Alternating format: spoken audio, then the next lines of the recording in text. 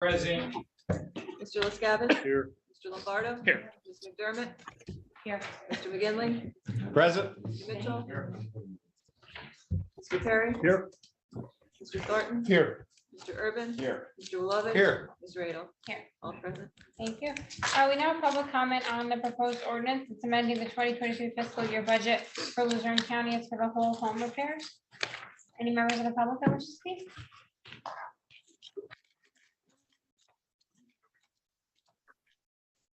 No hands are up.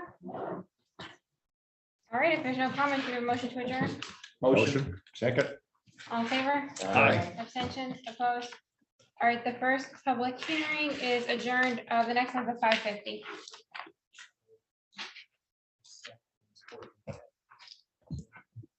Turn your mics off, turn your mics off.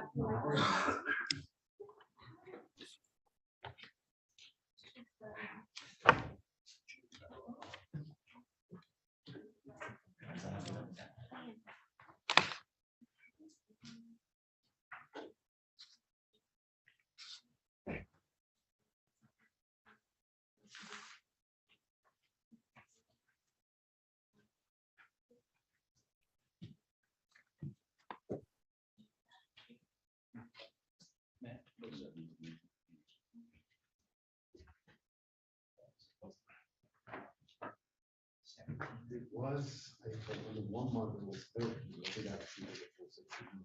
It's something like 50 or 5 and 6.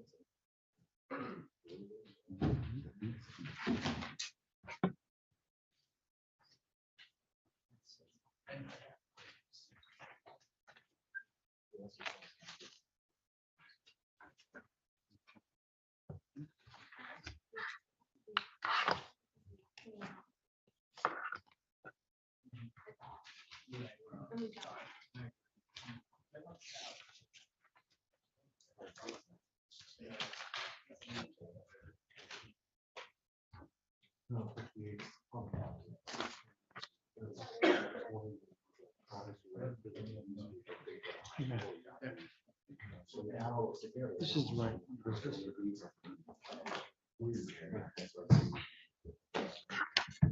This is.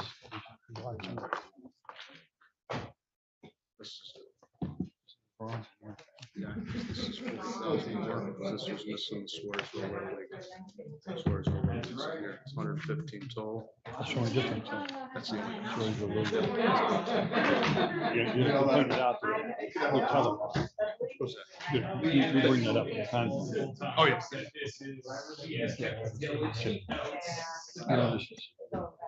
This is wrong.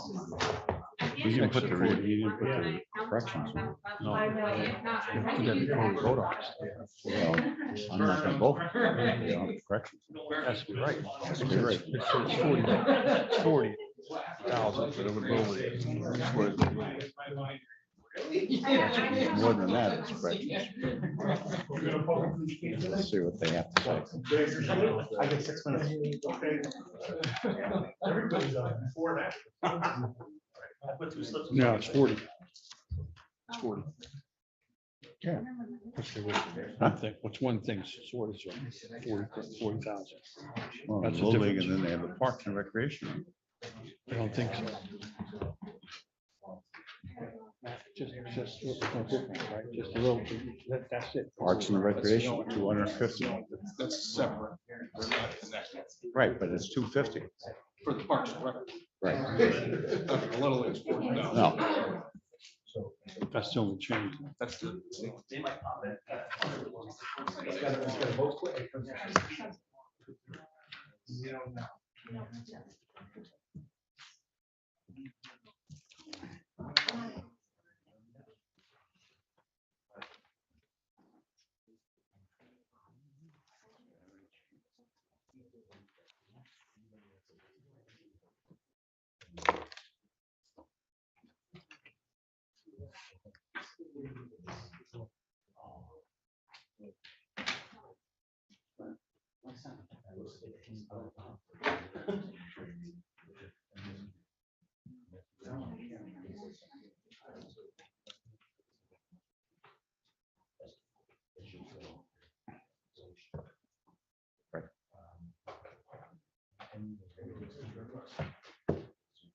You're holding your head already. What's that? Got a headache to start already? Yeah, you shuffle. There's none. Unbelievable. Yeah. So we're mountain top about 3. We went up about 3 or 4 degrees, so it's probably time. Won't be a thing on it. I haven't golfed since I got my extra added attraction.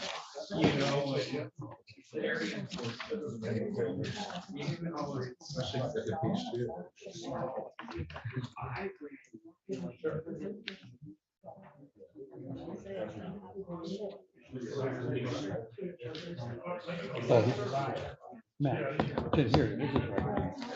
The one that's for the agenda. That's correct. Yeah, so the one that's in here isn't, but the one she gave us on the side, correct? Right.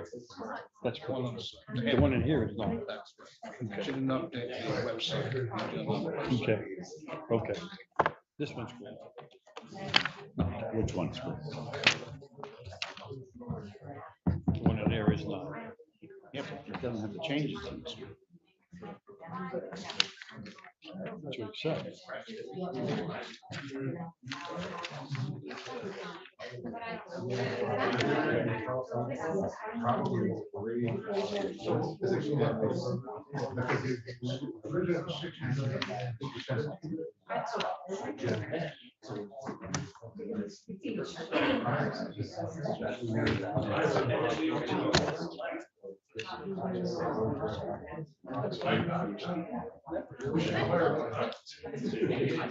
Bobby called me today.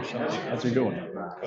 Somebody from the water company asked him about where's the $5. What's going on with the $5 fee? I have no clue. I asked Brian. Brian says, nobody knows. The answer is, They "Oh, never give him did. this, they're working on it." That's 3 years. Yeah. Doesn't matter.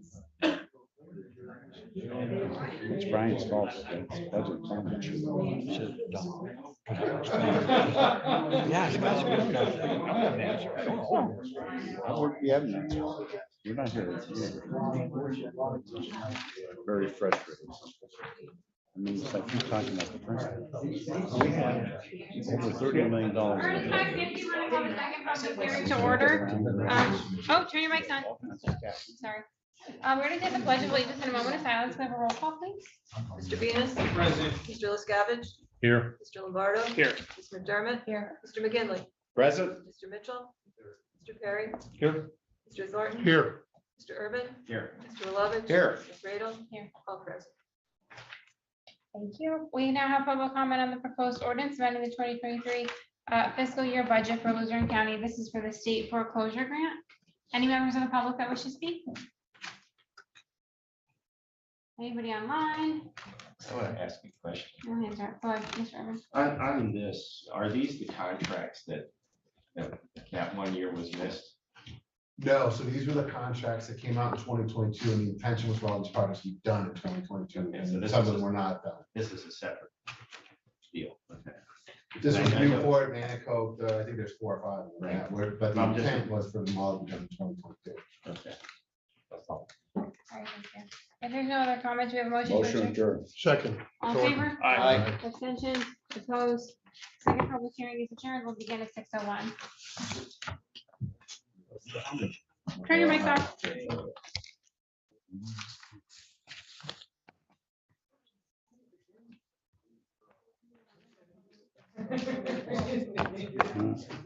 So one, so I have a little time to take a walk. Yeah. Laboratory.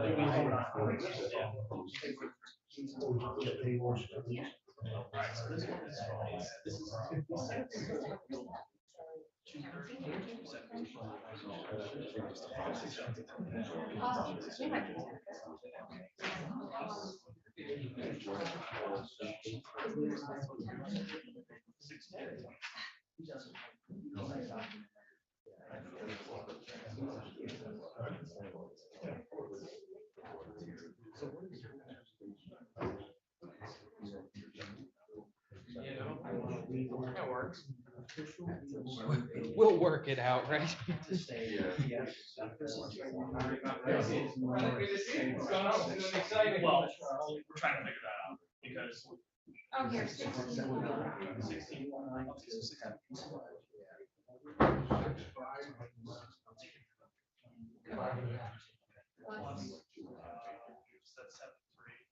So that's 7%. There should be some. I think there's 21 million. Okay, so. Like the county stuff before, they didn't get the money. But Well, I did, I did 16 plus the 16. No, it's 16. It was before the started for mountains. It was 21 for the county project. The county project before, it was like 15 million left unassigned. Right, but there's 16 million in this resolution. That's not- Yes, 16 million to do one half. Right. We already awarded $21 million a long time ago for county. So start at 112, say. Yeah. Hold on. So you have 21, 16, which is your 60 going to do us. We're at 94.5. I did a little less than 60. I did a little less than 60, 16.5, and then 21, and I'm at 94.5.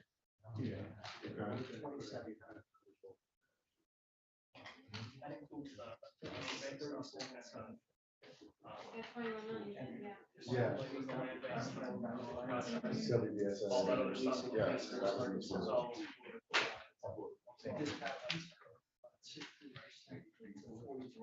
Like 18.4, like 18 million. So, okay, right. 17. About 17.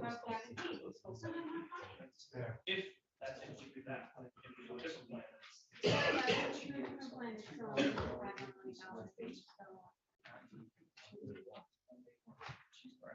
So we still have. If we did 60. That's right. Yeah, 60 less, that's a change. So that'd be 17. Yeah, 60 would be 60.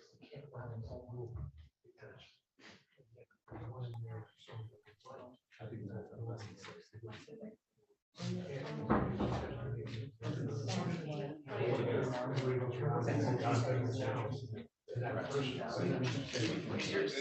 Oh, yeah, I was gonna, even if I had. Pull out stuff. I was just. Yes. With the exception of. It's up or down low if you do a wrong side. Yeah. I thought Eric said that was okay. You did. He's in Florida.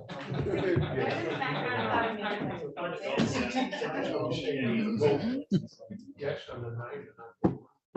We're all in one motion. Goes to show you the two old guys have to go to the bathroom. They stay there. Fine goes up. He's running. He couldn't- Guys, I really forgot. Please do them, get them. One at a time. That's not good. So, but Can we have an 8 AM meeting? So but we can vote on the plan, Yeah. but we don't have to. So if we vote on the plan, we don't have to. That's what I said, like, why can't we just have a day meeting?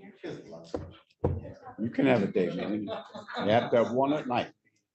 You have to have one at night, after 6 o'clock. One a month. Yeah, I meant a special meeting for, if we do all the ARPA awards individually, we should start.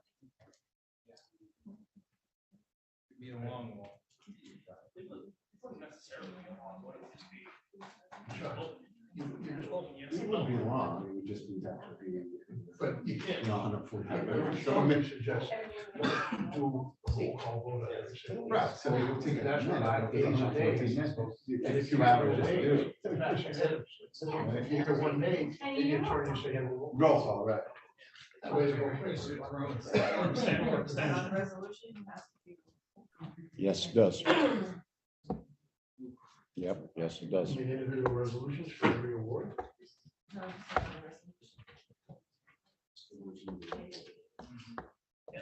Let's make amendments and just remove them one by one.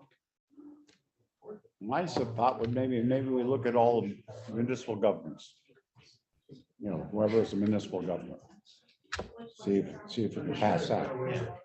Maybe you want to look at authorities. See if you can pass that. And, you know, work your way through it. I think that in my mind, I would vote for municipal governments to get whatever we assign. You know, but so that give you, I don't know, 20 or 25.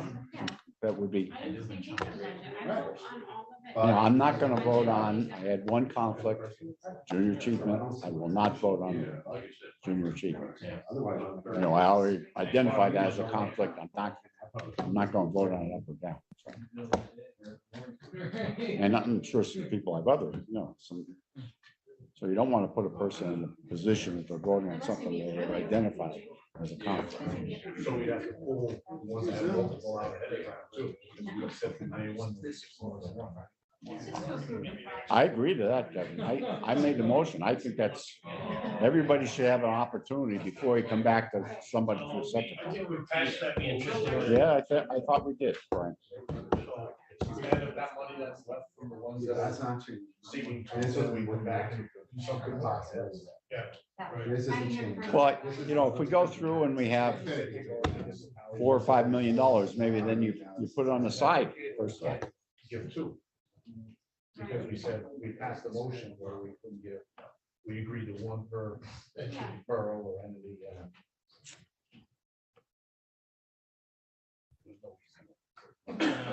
No, it's gonna be a tedious process. We started 6 a.m. Now Kendra needs to ask, only 3 hours. 3 hours. No, you should do it. I'll do my vocal exercises. Just play the tape.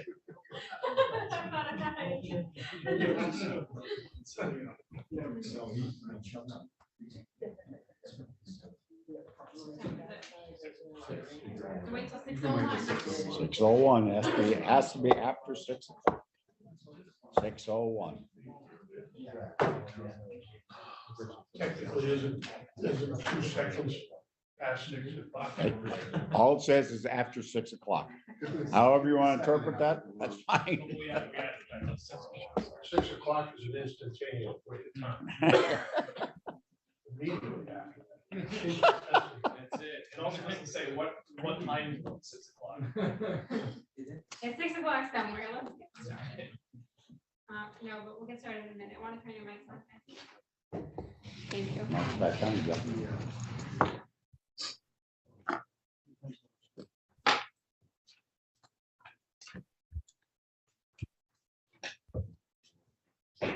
All right, 6:01. We will call the meeting to order. We did the pledge of allegiance and a moment of silence. We have a roll call, please. Mr. Venus. Present. Mr. LaScavitch. Here. Mr. Lombardo. Here. Mr. Dermott. Here. Mr. McGinley. Present. Mr. Mitchell. Mr. Perry. Here. Mr. Thornton. Here. Mr. Urban. Here. Mr. Willoughby. Here. Mr. Radle. Here. All present. Attorney Skeen, can you talk about the executive session, please? Yes, before this meeting, we had an executive session concerning a litigation matter, which we would like to, which we just discussed settlement. Thank you. Regarding the prison. Sorry, you're not regarding what? Regarding the prison. Regarding the prison. Okay, I have two proclamations. The first one is for casuals.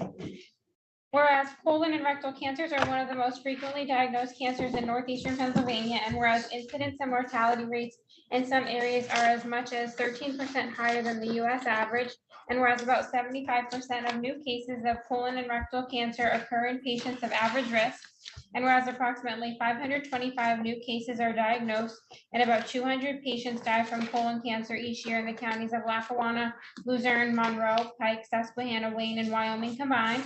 And whereas the Northeast Regional Cancer Institute has been easing the burden of cancer in northeastern Pennsylvania for over 30 years through community and patient services, hospital and practice support services, and cancer surveillance programs specifically designed to meet the unique needs of our region. And whereas on Thursday, March 30th, 2023, the Northeast Regional Cancer Institute will sponsor the 20th annual Casual Colon Cancer Awareness Saves Unlimited Adult Lives Day to increase colon cancer awareness throughout northeastern Pennsylvania. And whereas Casual Day was established by the family of Helen Phillips, who fought a courageous battle against colon cancer and died in the summer of 2002.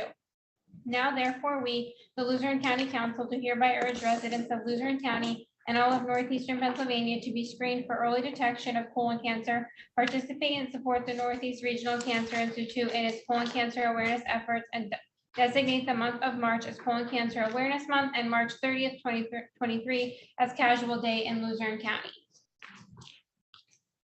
Our next proclamation is for Attorney Neil O'Donnell. We, the members of Luzerne County Council, congratulate Attorney Neil O'Donnell on being recognized as the Man of the Year by the Wilkes-Barre Friendly Sons of St. Patrick. It is truly a great honor bestowed on Attorney O'Donnell, and whereas Attorney O'Donnell is an honors graduate of the University of Pittsburgh Law School, he is admitted to the Pennsylvania Court, United States District Court, Third Circuit Court of Appeals, and the United States Supreme Court. His practice includes vehicle collision, sexual exploitation, premises liability, bad faith, dram shop, produce liability, and disputes. And whereas Attorney O'Donnell is a member of the Pennsylvania American and Federal Bar Associations, Trial Lawyers for Public Safety, Philadelphia Trial Lawyers Association, Pennsylvania Association for Justice, American Association for Justice, Northeastern Pennsylvania Trial Lawyers Association, Western PA Trial Lawyers Association, Trial Law Institute, and Diversity Law Institute. And whereas Attorney O'Donnell has been recognized by Pennsylvania Super Lawyers Top 10 and Top 100, National Trial Lawyers Top 100, Best Lawyers, and many others. He's also received numerous awards from many governmental agencies. And whereas Attorney O'Donnell frequently lectures at regional, state, and national seminars on issues related to trial practice, evidence, ethics, and procedures.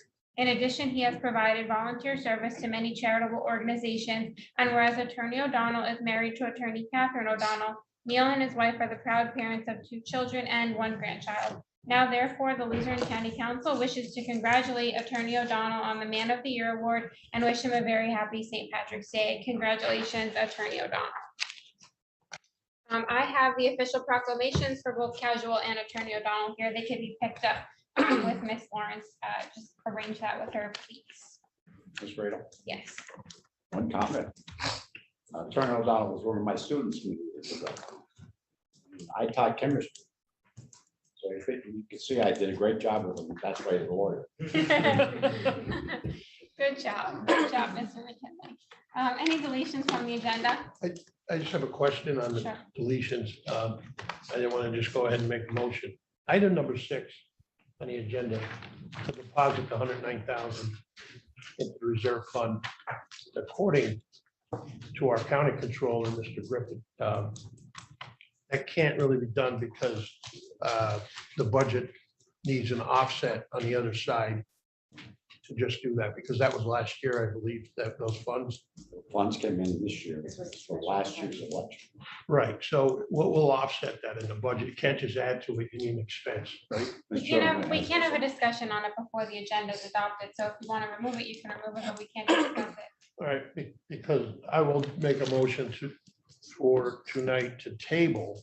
I can table it, right? Well, you can table when we get to it. It's not a deletion if you're tabling it. You can delete it or you can table it when we get to it. Okay, I'll wait. Thank you. Okay. Ms. Radle, I would like to make a delete from number 9, which is a motion to adopt the resolution authorizing the use of $16,448,671 American Rescue Plan Act funds for miscellaneous Luzerne County internal projects, with the exception of the one project for 911, because it's a deadline. And the reason I'm asking for that is, number one, it's been a long time since we heard any information about these. I would really like to have the update. And number two, we went through a process with all the other funds where we had a work session. We've never really had a work session in regards to these funds. Okay, so it's a resolution. It's a resolution. It's not a list of projects. So the resolution has the number in it. I mean, so how do we delete it with the exception of one attorney scheme? Like, wouldn't we have to, amend it. we'd have to get to it and amend it? That's correct. Yeah, so we can't. We have to amend it. Okay. Sorry, guys. I mean, you're trying to shorten the meeting. I appreciate it. But, okay, any other deletions? If not, do we have a motion to accept the agenda? So All in favor? Aye. At first, second, Sure, whatever. Doesn't matter. all in favor? Aye. Abstentions, opposed, agenda is adopted. We now have public comment on voting session agenda items only. We have Elizabeth Hartman. I have a couple minutes. Do you want to do somebody else? first? Sure, sure. All right, Tom Dombrowski.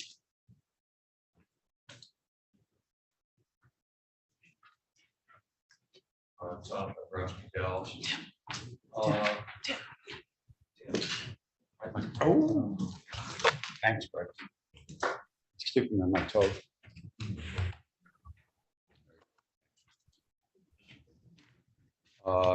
Concerned about the fact that Mr. Mitchell included an award of $2 million to his employer, Wyoming Valley Sanitary Authority, in his ARP award plan, which possibly is going to be voted on tonight. I don't see it on the agenda, but I overheard Mr. Lombardo saying they may possibly vote on it. That's why I'm considering this an agenda item.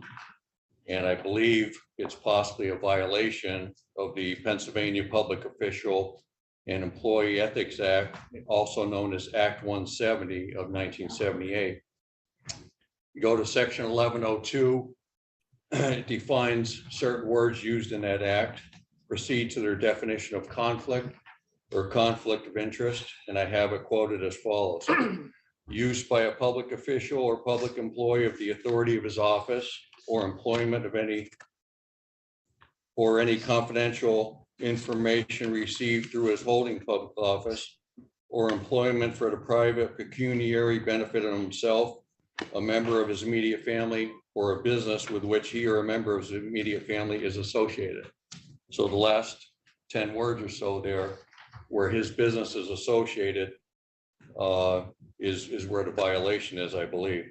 So the public and other council members need to know, council knows what the $2 million is about, why it was requested. We don't know, the public doesn't know, but maybe the council has other questions about it. Now that I'm bringing this up, that maybe they would like to know as well. So my recommendation is whether that $2 million need is legitimate, not legitimate, or halfway in the middle. I don't think that should be voted on tonight, Mr. Mitchell's plan, unless he voluntarily removes that award to the Wyoming Valley Sanitary Authority and leaves the rest of his plan as is. I'd be okay with it. But I think if he does that, doesn't do that, and leaves that in there, he's violated that law. And you could go one of two ways, or you could either go, you make another Luzerne County mess out of it and say, here's another possible improper thing done in Luzerne County, make it into a national story, or you could voluntarily hold a special hearing, a public hearing, just like you had two tonight. You could hold a 10-minute or 1 hour hearing, whatever it takes, 2 weeks from now, 3 weeks from now, and let the public and other council members question Mr. Mitchell on the $2 million. We're not talking about $5 here. We're talking about $2 million. We want to know what that's being used for. I do. Mr. Dombrowski. Thank you. Mr. Dombrowski, you need to pay a little bit more attention to what the agenda says. We're not voting on a plan. We're not voting on the allocations tonight. We're voting on a plan tonight. And I didn't say that. Okay. And we've already signed multiple disclosures that we can't vote on these plans. So nobody's voting on their own entity that they work for or that they are associated with. Okay. I didn't say he's voting. You No, I insinuated- said it'll be up for a vote. That's what I said. But it's not. It's not. Okay, well, I thought that's what I overheard you saying, and maybe is what I thought. Okay. That's okay, if I was incorrect, but I thought I overheard. Dave Bonsberg.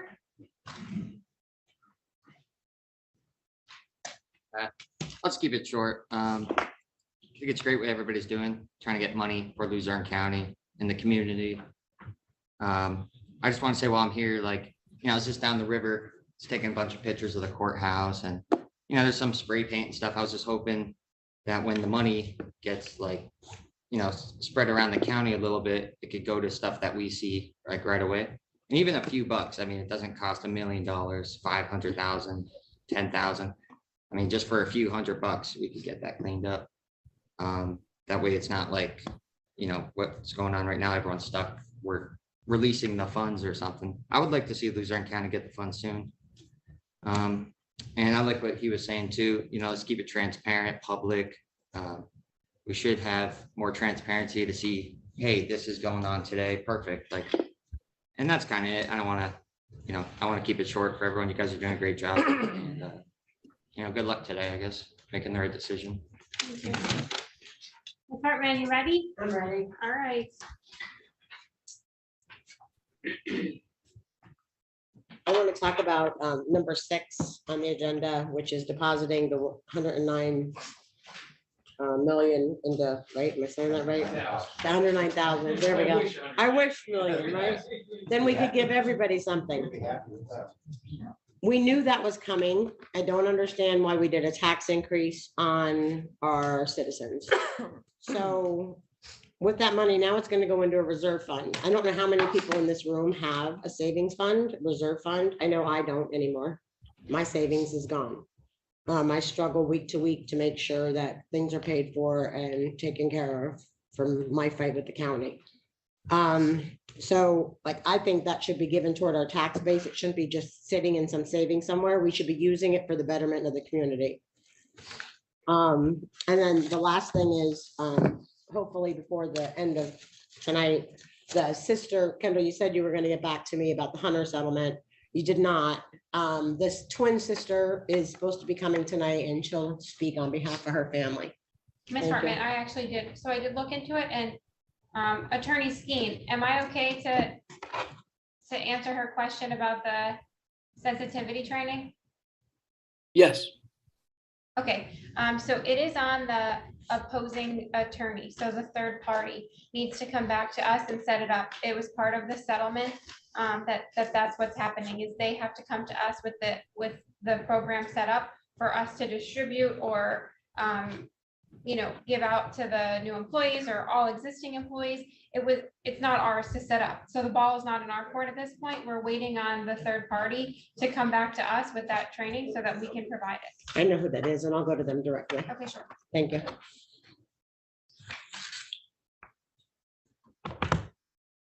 We have anybody else that's here that would like to speak on agenda items? All right, if not, I have 4 hands up. 4 hands up. Mark Rabo. Thank you, Madam Chair. On agenda item on the whole home repairs, and also on the agenda item number 5, I would hope that council is aware that the warm weather is coming. I mean, even though we got hit with in the southern end, we got hit with the storm. I don't know about you guys, but in the southern end, we got hit with the storm.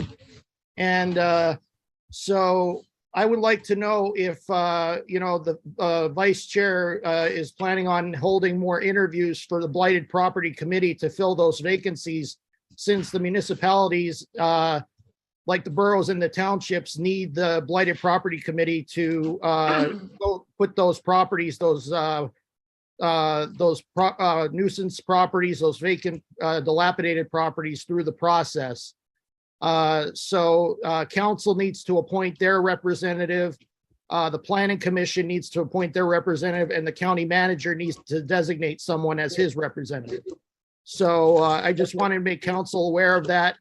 And I hope that the ARP money and also the whole home repairs and other state funds can be utilized for properties that have fallen into disrepair since the pandemic.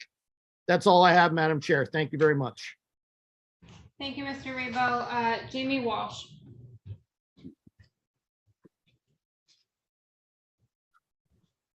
Good evening. Good evening. I made this statement at the last meeting regarding the people looking for ARP money.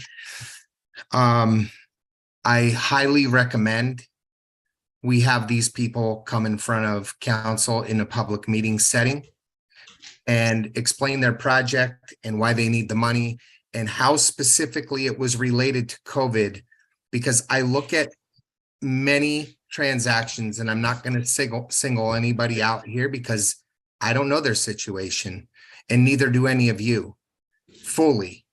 I believe they should have to come in front of the public, and I will tell you right now, probably about $15 million or more will be saved because I know with some of these, looking at them and from talking throughout the county of what people need certain money, which people need money for certain projects, and what they're, half of these things don't have nothing to do with losses from COVID. So I really urge you to get these people that are, especially the ones banging on your door so hard that want the money. Let's get them in front of you first.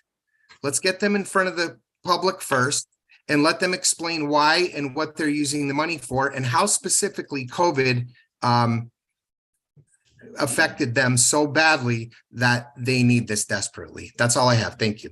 Thank you. That was part of the application process as well, Jamie. They had to indicate why they needed the money, what it was being used for. They had to submit a budget. They had to say how they were impacted by COVID.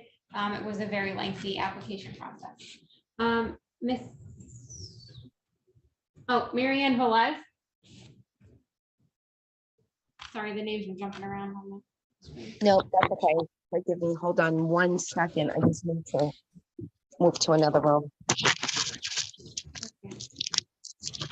So my question is really more for booth management.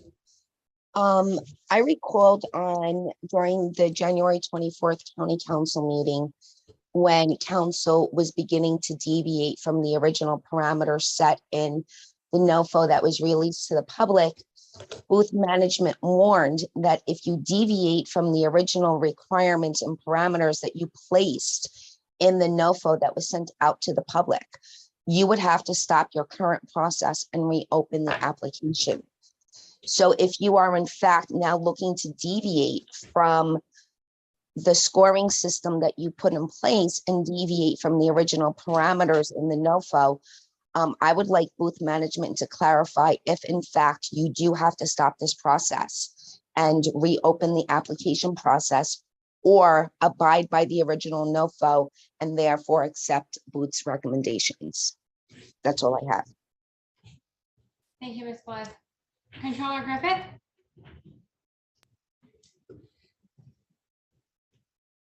Okay, thank you, Madam Chair. Agenda item number 3.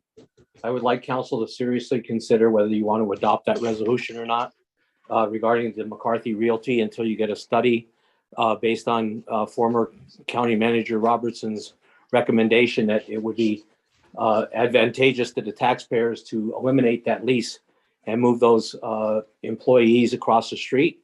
If council could get that study to verify that that's an option that works, that would save us about $400,000. That would be something the council should look into before they approve a lease with this entity. Item number 6 is the motion to adopt a resolution depositing $109,000. My question with that, and Councilman Thornton brought it up, is the resolution says that you're using a budget transfer. In the resolution, it says section 510E of the county charter requires council to make budget transfers from any division. This is not a budget transfer. A budget transfer revolves around expenses, not revenue. So you can't transfer revenue with a transfer. You have to use it through expenses. This, if anything, would be a budget amendment. Council should not approve this. There is no account numbers that says where we're transferring money from and to in that resolution. It just says we're taking $109,000 and putting it into the reserve fund. It doesn't say what account numbers it's coming from, what account numbers it's going to. And the other item that I wanted to discuss with council is the item number 9 regarding the use of the rescue plan money for the miscellaneous funds. There is nothing in the agenda that identifies what those miscellaneous funds are going to be used for. It gives us a dollar amount. And there's a $9 million fund out there for transfer to road and bridge, but it doesn't say what the 9 million is going for. I think in the interest of transparency in this ARPA money, I agree with Mr. Walsh that we need to have better transparency. What are we using $9 million in road and bridge for? Are we paving roads? The people have no idea what that money is going for. It could be about $16 million internally is being used, but we don't know what it's being used for as citizens. We need to know that information in the interest of full transparency. So I wish council would consider those items, especially the transparency issue on this 111 million. I understand there was a process and those people submitted applications and it's all in paper, but the only people that ever saw that work was council. The people don't know anything about this money. And people have a right to know what these people want that money for and why council is approving it. Thank you, Madam Chair. I appreciate the time. Thank you, Controller Griffith. Madam Chair, when will council or when will the public have access to all the applications to see them and what the money will be requested? I believe it wasn't until after they were awarded. After they're awarded? That was the guidance from Booth. I mean, I've been looking at other county websites and they have them up on their website and they also have status of each of their projects listed. I'm just looking at Lancasters. I wonder what the issue would be with putting them up first. Well, here, my take on it is they wanted the entire list to not be posted until after, but now that the list is out there, I mean, I don't know, we would have to get legal opinion, we have to get Booth's opinion. But I mean, I agree with you. Since it was supposed to kind of hold off until we announce the list, but the list is out, the list has been in the paper, the list was on the paper for a lot of it. People even knew that they were on the list. So, I mean, I don't know at this point, but I think maybe we ask for another opinion. I because believe already. in the interest of transparency, it'd be a good idea to do that because it alleviates a lot of suspicions and things that everything's being voted on in secrecy and people can't see what the applications are for. And it should be public. I think it should be out there. I agree. I could send an email and copy, I'll send it to Booth, I'll copy council, Manager Swetz and Attorney Steen on it, and we'll see what we can do, because I don't disagree with you. Thank you. And if I hear secret portal one more time, I might call off the chair, so. But you have to remember, until there's a grant award, some of that information is not.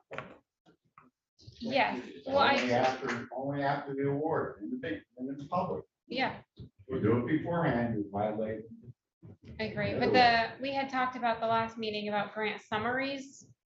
So maybe something like that. Description. I'd be Yeah. very careful with anything you don't put on public. I'm not gonna do anything. I'm going to send the email to Booth and Manager Swetz and Attorney Steen and let them take it from there. I personally am not gonna do anything. I don't want to violate anything like that. I don't know if that's allowed, and I don't pretend to be the expert on it. Yeah, I don't pretend to be the expert on whether or not that's released. We have an email for public comment. It is from Greg Griffin. Members of County Council, please do not forget the struggling eligible Luzerne County citizens that have not received a penny yet from the $112 million from the American Rescue Fund Luzerne County Council has received from Washington. It is allowable to grant individual cash payments to eligible Luzerne County citizens according to the American Rescue Plan guidelines. Thank you, Greg Griffin. Any other members of the public have any comment on agenda items only? All right, we'll move on. Motion to approve the minutes of the February 20th. Second. All in favor? Aye. Abstention? Opposed? No. Minutes are adopted. We'll move on to number 1, motion to adopt ordinance amending the 2023 fiscal year budget for Luzerne County, its whole home repairs. So moved. Second. Mr. Lombardo. Roll call, please. Mr. Venus, Yes. Mr. LaScavitch. Yes. Mr. Lombardo. Yes. Ms. McDermott. Yes. Mr. McGinley, Yes. Mr. Mitchell. Yes. Mr. Perry. Yeah. Mr. Thornton. Yes. Mr. Urban. Yeah. Mr. Willoughby. Yes. Ms. Radle. Yes. Unanimous. Number 2, we have the motion to adopt ordinance amending the 2023 fiscal year budget for Luzerne County, the state foreclosure grant. Motion. Second. Lombardo, Venus, roll call. Mr. LaScavitch. Yes. Mr. Lombardo. Yes. Ms. McDermott. Yes. Mr. McGinley, Yes. Mr. Mitchell, Mr. Perry, Yes. Mr. Thornton, Yes. Mr. Urban. Yes. Mr. Willoughby. Yes. Mr. Venus. Yes. Ms. Radle. Yes. Unanimous. Motion to adopt resolution regarding a lease with McCarthy Realty Incorporated for property located at 9397 North State Street, Wilkes-Barre. So moved. Second. On the Thank you, Mrs. question, Lombardo. the contract basically states commencing that on this day of January 2023, we are, well, being cut January, so you're gonna backdate the contract. I'll let Harry speak to clarify, but my understanding was that we're gonna pay month to month and then true up any portion back to January. Harry, is that correct? Yeah, the lease was up at the end of December. So the lease is to begin in January 1 of 23. So there will be a reconciling. There was a slight change in rental cost. So it is, we're gonna have to pay a little bit of that back to the date that the contract would have started. Well, the contract can't start until we approve it, so what I'm saying is you can't backdate the contract either. Because the time is already passed. So I mean, in paragraph 2 under the term, it says January 1, 2023, it's hard coded. And then you have to blank on the very first line, the lease agreement is made and entered into this blank day of January 23 commencement date and by in between. Well, we're voting on it here in March. It's not January, it's gone. You can't go back legally on a contract. Can't vote on it retroactive. I don't, Back to the date. know. I don't know. We've been on a month. Right. I think you can commence it going forward, but you can't commence. it Yeah, but going I'm back. saying, we've been paying something for January, February, now we're in March. I think we discussed this in December, and then I was asked to make sure that the contract included certain provisions and things were changed. So we did that, but in order to keep the location, which is what I understand council wanted to do, we have continued to be paying them rent because we're still occupying the place.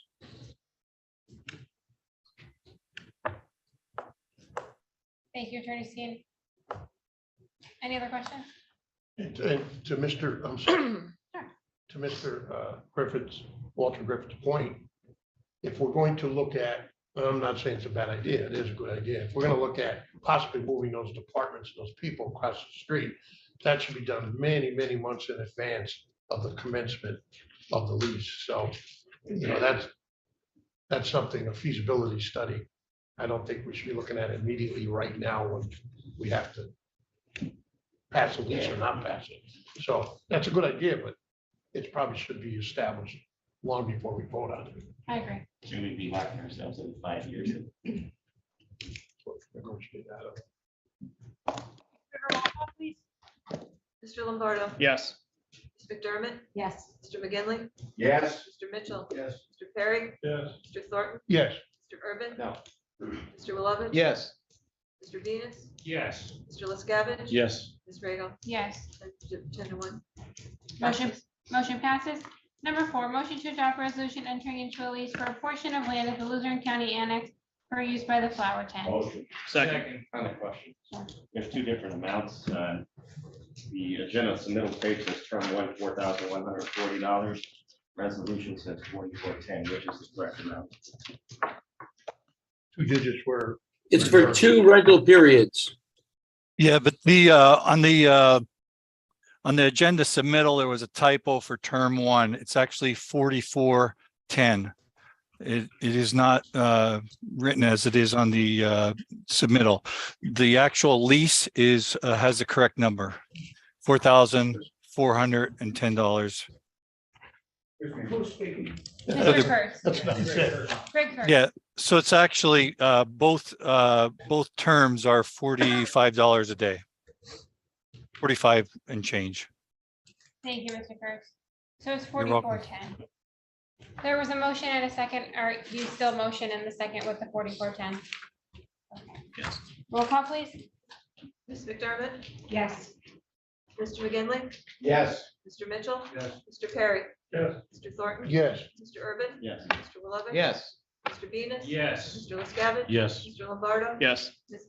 Radle. Yes. Unanimous. Motion passes. Number 5, ABC nominations and appointments. It's the Blighted Property Review Committee. Do we have a motion to open nominations? So moved. Please also just There's a letter. We table this because of the letter that we received from Mr. Riley. We have to have a motion. We have a motion to table, so no further discussion. Do we have a second? Second. Roll call on tabling. Just a Can't discuss. question on the table. No, Can't. Once they make a motion and second to table, we can't. we talk don't about know it. why he's tabling it. Read the letter. No, I didn't see it. That's Okay. okay. Essentially, they pointed him to the wrong commission. Oh, okay. Sorry. Thank you for that. Sorry. Okay, roll call on tabling. Mr. McGinley, Yes. Mr. Mitchell, Yes. Mr. Perry, Yes. Mr. Thornton. Yes. Mr. Urban. No. Mr. Lovett. Yes. Mr. Venus. Yes. Mr. LaScavitch. Yes. Mr. Lombardo. Yes. Ms. McDermott. Yes. Ms. Radel. Yes. Number 5 is tabled. Number 6, motion to adopt resolution depositing $109,601.98 into the reserve fund. Motion. Roll call. Could I make a motion to Yeah. table now? Yes, you can. I make a motion to table. Second by Mr. Urban. Roll call on tabling. Mr. Mitchell, No. Mr. Perry, No. Mr. Thornton, Yes. Mr. Urban. Yes. Mr. Lovett. Yes. Mr. Venus. No. Mr. LaScavitch. Yes. Mr. Lombardo. No. Ms. McDermott. No. Mr. McGinley. No. Ms. Radel. No. Motion, Seven no's, 4 yeses. motion to table fails, so we have a motion and a second. Can we have a roll call? Question. Yes. With regards to that, I can just get clarification from Brian with the controller to indicate, are we doing this right? I definitely want to put the money in the reserve. I just want to make sure we're doing it. All the funds, that sound right. Yeah, in my opinion, no, this should be a budget amendment, not a transfer. Simply because we do need to have an offsetting line, the way it's worded. The way it's currently worded, just saying to deposit it into the reserve. So my opinion is it should be through an ordinance, not a resolution. Thank you. Okay. Okay, I was part of the prevailing side, so can I make a motion to table? And I will second. Roll call on tabling.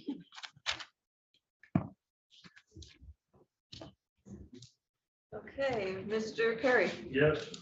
Ms. Radel, Yes. Mr. Thornton, Yes. Mr. Urban. Yes. Mr. Lovett. Yes. Mr. Venus. Yes. Mr. LaScavitch. Yes. Mr. Lombardo. Yes. Ms. McDermott. Yes. Mr. McGinley. This is very disheartening. Like we did with- No, said I'm sorry. No, he said no. Mr. Mitchell. Yes. Yeah, 10 yes, 1 no. It's tabled. I know there's no further discussion since it's tabled. We need to make sure this gets done the right way, so this needs to be corrected for the next one. Okay, number 7, motion regarding ARPA funds for eligible citizens. I'll make that motion with $5 million. I'll second that.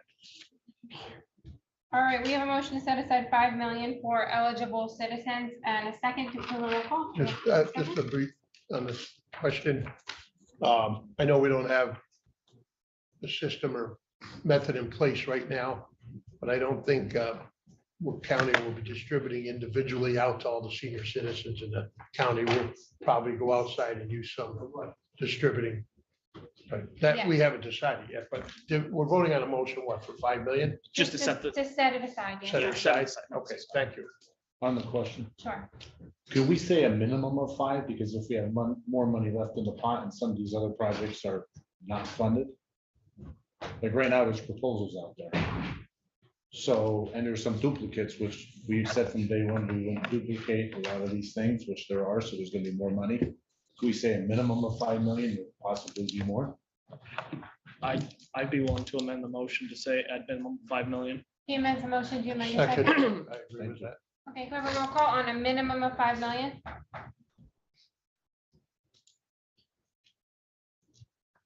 Mr. Thornton. Yes. You don't have to amend it, right? Because you changed your. It's just a No, he motion, just- so I just, yeah. You changed your motion. Okay, Mr. Urban. Yes. Mr. Lovett. Yes.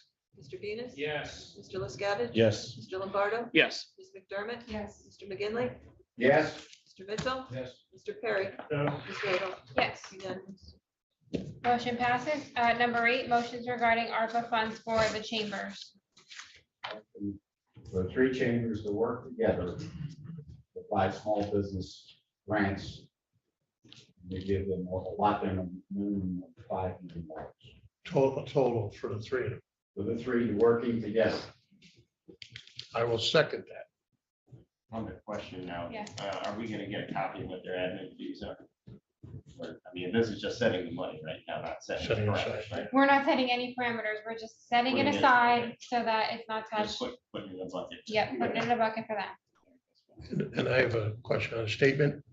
I hope this motion passes and I know we're gonna discuss ARP funds later, but I would prefer to see at the end of the day, not today, that's figure of speech, that some of those small business applications that were given to us go through the chambers, if we do award this money to the chambers, rather than us awarding directly to the small businesses. That's all I wanted to say. Thank you. Thank you. On the motion. I reached out to the chambers and they seem to think that 6 million was a good number because they compared it to 600 businesses. If they got a minimum of 10, be 6 million. So it's possible we could do 6. Well, the reason I say 5 is because we're going to do 6 million for businesses. I think we should do 6 million for the eligible citizens. I don't think we should treat them any. Well, then how about we do a minimum of 5? That's fine. Okay. Make that. It was a minimum of 5. Okay. That was the original motion. Okay. A minimum of 5 was the original motion. Okay. Okay. Yeah, that's my same thing. If there's leftover money, we could. Right. Yep. All right, we have a motion and a second for a minimum of 5 million for the 30 chambers working together. Can we have a roll call, please? Mr. Urban? Yes.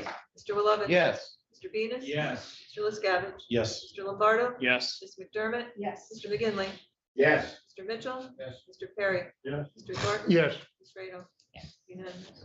Motion passes. Number 9, motion to adopt resolution authorizing the use of $16,448,671 in American Rescue Plan Act funds for miscellaneous Luzerne County internal projects. Motion. Second. On the question, I would make a motion amendment and get to it. On the- Second and second. Mr. Willoughby. Oh, yeah, First, second, yeah. Go ahead, Mr. on Willoughby, the sorry. question again, this motion is to just set aside that amount. Or is it, it's not is it awarding This, I believe, is awarding. to the projects? This is awarding. Should we name the projects? As long They're as, in the, They're all in the resolution. I mean, for the public, I'm just saying, for the public, just for transparency's sake. Yep, I'll name them. It is the. Just make sure I'm looking at the right thing. Right, is the, right, that's what I thought, okay. The Luzerne County District Attorney's Office. Visit Luzerne County GIS Mapping Department. Buildings and grounds was not eligible, engineering. Road and Bridge, Mental Health and Developmental Services, Building and Grounds, Operations 2, Luzerne County 911, and Luzerne County Emergency Management Agency. Thank you. I'd like to make an amendment that the amount would be $1.5 million for the 911 project. Mr. Rosencrantz is here, so he can give us an update. I believe in what was said a little earlier, we need more transparency on this. And we should have a work session scheduled before we go ahead and award money. Since some of these projects were brought up. I'll second that. Okay. We have a first and a second to change the amount to 1.5 million and only approve the 911 project. on the amendment. I generally think I agree with that, but in total, I know that there's a lot of good projects on there, particularly with Road and Bridge. And if we. Right, yeah, for all roads, if we continue to delay this, I think it's just gonna push us back a little bit more with the construction season. And I would just prefer that we vote on this all at once as quick as possible. I mean, we all know what the projects are. They've all been discussed with the division heads when they came to do their budget conversations with us. And a lot of, their budget is contingent upon some of these plans. So I would like to see this get passed as quick as possible, so I'm voting no on this. I'd agree with Mr. Lombardo on that. I'm looking to move these through. I think we should wait long enough with everything, so. Madam Chair, Mr. Perry? I think I disagree with two colleagues here. I don't remember a lot of the projects that, they're all good ones, but I don't know the specifics. I mean, it's been a long time. It's been months since we talked about this. I mean, I'm all for supporting all of them. All we're doing is just having you come next meeting, 2 weeks, tell us about them, and we can go sit on the next voting. That's my only concern. I'm not against. I'm quite honestly, I forgot a lot of things that were in there. And I think public has right to know that too. I'm sure they forgot. That's my thought. I'm going to support it. Did you read that? Yeah, I mean, I concur with that sentiment because, I mean, even like MHDS 800,000, I mean, their support coordination is no longer within the county. So I mean, exactly what are they doing for 800 grand over there? Because, bulk of their staff is privatized now. It's not, they're not public sector. So, Okay, can we have a roll call on Mr. McGinley's amendment? So that is to change it to 1.5 million. This is just on the amendment. Now, this is, we're going to change the exhibit then, because it would just be for the one project, one, correct? Because the way the resolution is worded, it says exhibit A, which is all the projects. We have to, so can you amend your motion to amend not just the resolution, but also the exhibit? I'll second that, yeah. Second, that, okay. That's the 2.97 sector. But only going to half of it. That's the one where the deadline is coming up. That's why it's 1.5. You're right. Almost $3 million. Mr. Rosencrantz, can you just let council know exactly what it is that we're voting on, just for those of us that maybe don't know about it? Yes, part of the radio project, this is for radio management services and group services. We have the 4,000 mobile and portable radios, basically computers that we have to maintain, and I have 1.5 staff, basically a part-time and a full-time staff member to maintain, update these, program them remotely. So part of the original project, unfortunately, we didn't have the project budget, and during the pandemic, we found out the importance of this remote programming very quickly. So that's what the 1.5 million approximately is, piece of the project, and Motorola has been giving us that since we went live. It's valued at about $1 million for the software that they've been giving us since go live. So looking to fund that part of the project. Thank you. Any questions for Mr. Rosenstein? Well, if we're saying 1.5, the total amount is 2.9. Just said half. We're just gonna say half. There's 2 different projects, I believe. right? Yeah, there's two different pieces to our application that we submitted all the documentation and the quotes. There's a lot of documentation that was submitted with it. I don't know if council was privy to that information. Is the other project is the GPS location? Yes, it's GPS on push to talk is a very important feature that we would like to add on. I can tell you in the last several months, we've had 4 instances where an officer or a responder was lost in the woods, didn't have their cell phone on them, chasing a suspect, and they didn't know where they were. Basically, they didn't know which street they were near or anything like that. So this feature, when they push that button and talk on the radio, we'll have a map at the 911 center, at the dispatch console. They'll be able to see exactly where that first responder is in the field. If I could just add on to that, I was talking to a number of law enforcement. I was actually with some last night, and they are big supporters of this project. I intend on supporting it. I just have one quick question. I support this too, but do we have any type of that over-the-air program? Just because I read of those numerous problems with it about brick and radios. Do we have a guarantee that won't happen to us somehow? That was a software issue that Motorola has since fixed. I know the state police had an issue with that. That's what I'm worried about. They're on the bleeding edge of that technology. We're on the cutting edge now. So they were, it's a statewide problem that they had. We did face that after we went live, but we were only using the over-the-air rekeying and the over-the-air programming piece where it's individual radios. This is similar, as I explained at our budget meeting. similar to Windows updates or anything that you push out to computers. It's a management piece for us for these computerized radios, basically. Okay, thank you. I hate to belabor this, but if we're gonna support this amendment, I would recommend making another amendment for road and bridge as well. We've been talking about road and bridge nonstop. I agree. and I agree, but, and I was gonna offer the same thing, but we need to do one at a time. So if we Which do is why I think we should just vote on all of them, because I think they're all great projects, but. I agree, but we have to take what we have. We have an Okay. amendment. So the amendment is stated again what the amendment is. This amendment is to change the amount on the resolution and to edit the exhibit to only approve 1.5 million for the 911 project, And not the other project. none of the other projects. Okay.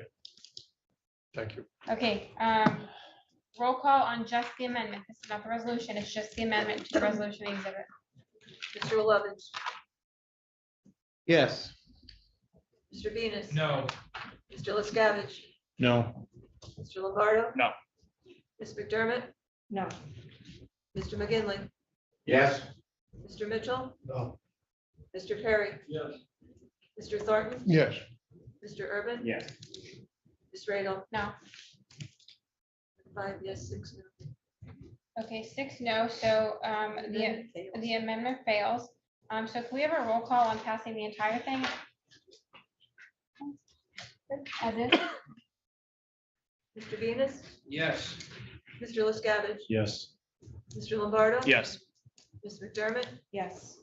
Mr. McGinley, No, and certainly it's not the best way to do transparency by voting on the entire thing without having any kind of information. No. Mr. Mitchell, Yes. Mr. Perry, Yes. Mr. Thornton, No. Mr. Urban, No, at this point, like license, there's not enough information. Mr. Lovett, After thinking about it, we have talked about many of these projects and knowing that they are all good projects, I would have preferred to have more information to remind us and to inform the public, but I will be voting yes. Ms. Radle, Yes. 8 yes, 3 no. Motion passes. Motion to adopt resolution approving additional parameters for the distribution of American Rescue Plan Act funds to Luzerne County grant applicants. So move. We have to name them. Additional parameters. We have to name the additional parameters. Okay, Can take we back, just say I what take plan? back my motion. Can we just say what plan? You can probably say just what plan if you'd like. Yes. I'll make a motion for the Mitchell plan. And then I'll read it as soon as, there's a motion for the Mitchell plan. Do we have a second? Second. Second, and give me 2 seconds and I'll get to the page that has the. With the parameters on it? I don't want the list, I don't want the list, I just want the parameter list. Yes, there was. When you say parameters, you're talking about caps? Caps. That's all? Mitchell probably just. Mr. Mitchell, do you want to just? I'm like thinking, here. In addition to a list that's in your, there was one missing application on $40,000. That would increase the overall total to $56,273,272.80. And the caps are municipal authorities $2 million, nonprofits $500,000, and small business $200,000. Thank you. So we have a motion and a second for that plan set forth by Mr. Mitchell. I'd like to make a motion to amend his municipal cap to 3 million. Second. Thornton. Okay, roll call on the amendment. Municipal cap to 3 million. Yep. Any. Municipal authorities, yeah, because it was one. How would that, do you know exactly what the number would be that it would change to? I mean, just throwing it out. I will caution council that amendments are going to get, if we start amending this plan, it is going to get tricky. So before we vote, please just realize the weight of amending this plan. It turns things a little bit tricky. I'm not telling you how to vote. I'm just telling you it complicates I things. think that would push the threshold well over 60. I believe so too. So, Madam Chair, I think it's fair to I asked for 3 million for West Pittston for the levy and those projects over there. I think it's only fair to be 3 million because West Pittston got pushed right out because not enough funding. We were never told, it was never discussed by Booth to tell us. So in my eyes, there could have been $7 million left when West Pittston was looking for 11. And I was never in favor of giving them 11, maybe tops 5. But with that being said, it's not impossible that with that $7 million when they booted West Pittston out, that $28,250,000 projects could have got shoved right off of this list. Had West Pittston been awarded right at that point in time. So I kind of don't think it's fair. Madam Chair. To expand on that, and yeah, I'm from West Pittston. And it came to my knowledge after the scores were revealed that West Pittston score came within the threshold that we approved. Correct. That it should have been awarded. But it just so happened the score was closer to the bottom of the list, near the bottom, wasn't at the bottom of the approved scores. And maybe they only had, like Mr. Liscavige said, 6 million left or 7 million. And they were asking for 11. I think in that instance, to be fair, someone should have reached out. I know it's the first time, I'm not blaming anybody, first time we did this, and asked West Pittston, we got to throw you right off the list and you get 0, or would you take 5? Because you did qualify, and there is 7 million left in this example. But we didn't do that, we just threw them right off the list. Secondly, I know a lot of municipalities are looking for the 2 million, and I'm not saying their projects aren't worthy. I'm sure they're all worthy. Everybody's projects are worthy. Having lived in West Pittston all my life, most of my life, and still do, that last flood of 2011 flooded 800 plus homes. 343 were severely flooded. Many of them had to be demolished and knocked down. And we're not talking little tiny row houses. We're talking Victorian homes built in the Civil War, 1860 to 1870. Beautiful historical site. They're on the National Registry for historical significance. And next time a flood like that occurs, it's quite possible West Pittston will never return again, and that town will eventually cease to be a town. And that would be devastating, not just to the county tax base here, but to the Wyoming Area School District tax base. I also want to add, through no fault of their own, they have sought funding for this levy system for the past 50 years since Agnes of 72, because I was there and I'm familiar with it, and I'm familiar with all the times they sought the money. I want to end up with this. In those 50 years, levees and dikes were raised and constructed in Wilkes-Barre, Kingston, and 44. And when those levees were raised, it withholds the river at a much higher level, and that, from a hydrology point of view, backs up the river. And West Pittston receives much more severe flooding because of the raised levees just downstream from them, through no fault of their own.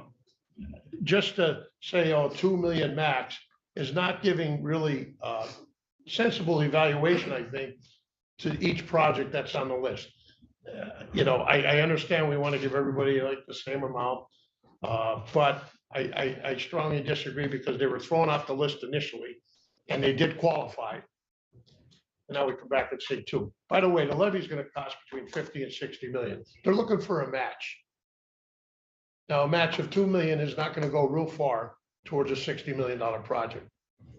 I'm strongly advocating that council reconsider either the max, or if we adopt that plan, Mr. Mitchell's plan, that this could be further discussed down the road. I hope this doesn't lock us in to amounts by voting on this. Based on this.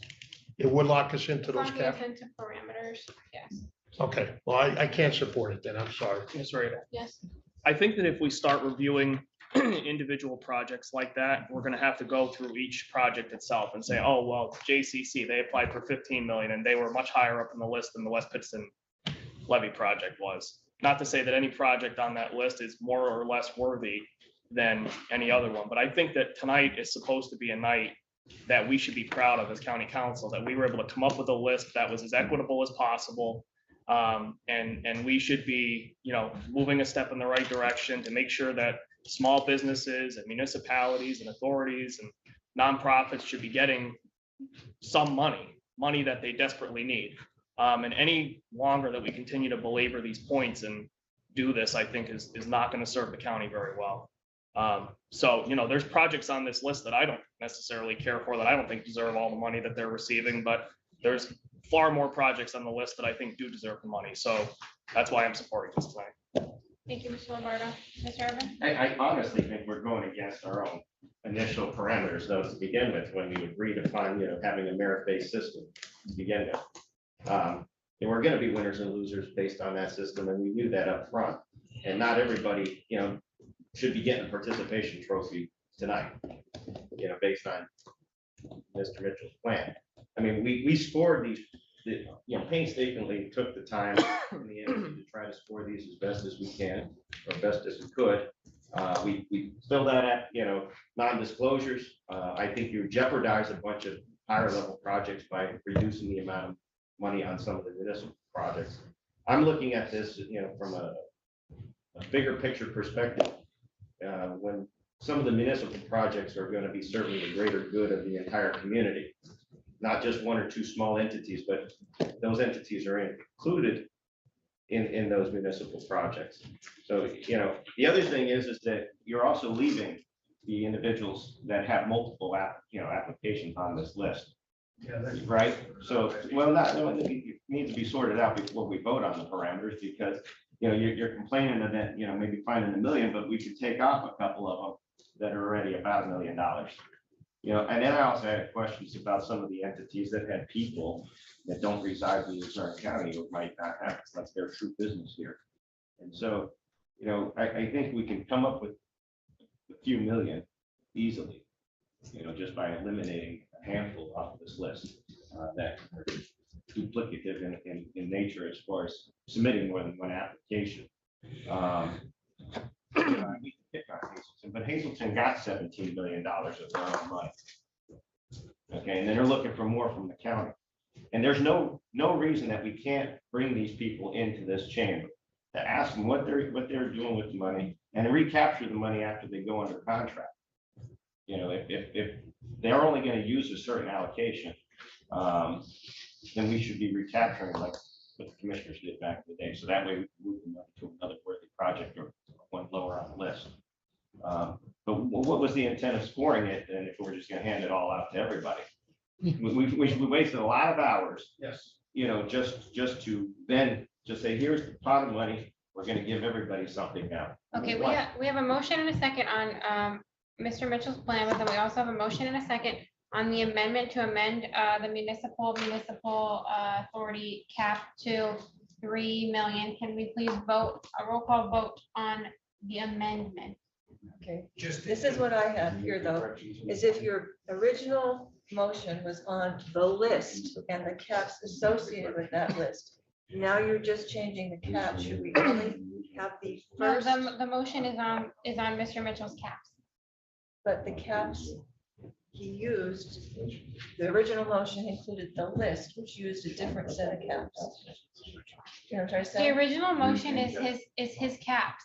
Who made the motion? Me. And he made the plan and the caps. I made the motion for his plan with the caps. Yeah, with the caps. I mean, His plan with the caps. Which means the list caps be used to create that list. Do you know what I'm saying? Okay, well, they want to amend, they're making an amendment to the entire thing, which would also, if we amend it, his list is based on the caps. Correct. Right, so they're amending the caps, which would in turn change the list. So yes, we have to do a roll call on the amendment to change the caps, which would change. the which list. would just by default change the list, because all the list is a printout of what the caps did. Right. Yes, That's okay that we do that? Yes. Okay, I just want to make sure. I think so. Right, so we're voting on the amendment to Just the change. amendment to change his caps. To 3 What? million. for To the 3 million. municipalities? Yeah. Are you still leaving the 60 million? Because you made a motion a few meetings ago for 60 million for these projects. I don't know, I didn't do the math because this was thrown into meeting, which council has a right to do. It's going to be But if more. it gets passed, it may put it over 60 million, you may have to amend that. However, I have a list of about 15 small businesses that add up to 1 million. They could go through the chamber that we're gonna give at least 5 million to, right? So there's a different path there. So could we, I don't know, Attorney Skeen, 810,000. hold on, please. Hold on, please. Attorney Skeen, so we have Mr. Mitchell's caps equate to our resolution that we passed already, the under 60 million. But this amendment that they're trying to make is going to undo that. Can we vote on the amendment and then worry about going back to correct the resolution? Can we vote on this amendment or no? What effect is the amendment going to have? Are we going to change any other values that are in his plan? Well, yeah, the amendment will make the municipal authorities and municipalities eligible for 3 million, so it will push us up over 60 million. That could be an additional $30 million. Well, yeah, that's what I'm asking. How much, what is it going to affect? Have there been particular, I heard Mr. Thornton talk about West Pittston, which would increase it by 1 million. Yeah, but if they increase the caps, any municipality that applied for more than 2 million is gonna get 3 instead of 2, which is a significant amount of money. We have to give them 3. We can't give them 2. Well, we're setting these caps, Yeah, we're so. setting the so That's a they- cap. That's not a minimum. That's a cap. Yeah, we are. Right. And that's what we have to do This here, is right? very picky and choosy. On the question, I just want to make it known that I'm still in favor of the original list. Can we vote on the amendment, see what happens? If the amendment passes, we're going to have a very large issue to deal with, but we don't know that until we vote on the amendment. I have to say that would set us back another. Yeah, this money will never be distributed. Every single day. So I think the cap should have been rethought, reduced it. And I'd like to say that this list should have been cleaned up a little more. You have a lot on here that really shouldn't be receiving any money that weren't awarded to begin with. There's a lot of businesses that can go through the chamber, like there's many, not I just a do few. have to say though, that they were out there and you could have talked to Matt about this or vice versa. Like why are we I waiting sent till my right list now? in, and I spent a lot of time But on I'm this. saying, if you're picking his apart Right, if you now, have a list, that's fine, but we Yeah. have, right now, we have a motion and a second for Matt Mitchell's plan with these caps set. This is the motion and the second. We have a motion and a second to amend his cap to 3 million. Roll call vote. If you don't like it, vote it down. If you like it, vote yes. Roll call, please. Sorry. Mr. LaScavitch, Yes. Mr. Lombardo, No, Ms. McDermott, no. Mr. McGinley, No. Mr. Mitchell, No. Mr. Perry, No. Mr. Thornton, Yes. Mr. Urban. yes. Mr. Wilovich, Voting no because I don't believe in the caps. Mr. Venus, No. Ms. Radle, No, 3 yes, 8 no, fails. the amendment fails. So we have a roll call on the motion and the second from Mr. Mitchell's plan and caps. Now, this is not approving funds, This is just the process. This is not approving funds, it's approving the caps that were sent. to us. On the question too, I mean, by approving that, it was more specific. approving what Mr. Mitchell's caps would be, 2 million for the municipalities, 500,000. So not the plan, just. Not necessarily planned. So there are, so just as they had suggested, that there are some entities on this list that we would have to probably go through there, which, if we can communicate that, that would be nice. So, But do we identify the cap so if they're out there, everybody Yeah, understands? 2 million for municipalities and municipal authorities, 500,000 for nonprofits, and 200,000 for small businesses. Yeah, another 2 million for authorities, saying. She said both. Well, Municipal. I said- yeah, I said both. Yeah, community groups. We'd like to get. Not as its own set. Okay. At the end of these days. Little leagues, so forth, they were out there. Okay, can we have a roll call on that, please? So we're approving the caps or the list as well. The caps, The the caps. parameters. The list is just a reflection of those parameters. So we're gonna approve these caps that you just recited. And then at another point, you're gonna go through this list. Yes, we're Plus you're not going to going, get revised awards budgets, itself. and then at that point, Yes. others, Yes. we need the revised budgets. and then Yes, things can be added, removed. yes, yeah, can we just do a roll call on Okay. this, please? All right, Mr. Lombardo, yes, Ms. McDermott, Yes. Mr. McGinley. Yes, to approve the caps. That's what it is. Okay. Mr. Mitchell, Yes. Mr. Perry, Yes. Mr. Thornton, No.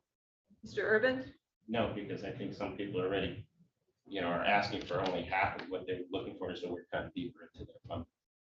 Mr. Wilovich? No. Mr. Venus? No. Mr. LaScavitch? I hope all the people from West Pittston that desire to levy are paying attention. It'll be absolutely no. Ms. Radel? Yes. 6 yes, 5 no, it passes. All right, motion passes. And also, can we please get clarification from Booth moving forward? If that is actually the case with what happened with the West Pittston project, because I would like to see that in writing, that they were eligible. They thought It's written right on their report. That was a note that was on the report. When the score became eligible, there was not $11 million left. So they were the ones right up, they were the project. Before the right $11 million cutoff, they were right before that. or Okay, at some point. I didn't read it like that. Yes. I didn't know they were the last one. But I did not. Well, they weren't the last score. They were the eligibility. Mhm. They could have knocked off 15, 20 projects. And they would have taken all that 11 million. Okay. But there wasn't 11 million left when their score hit that point.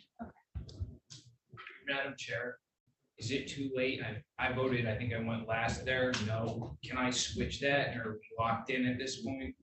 It was already tallied, yeah. Fair enough. Fair enough.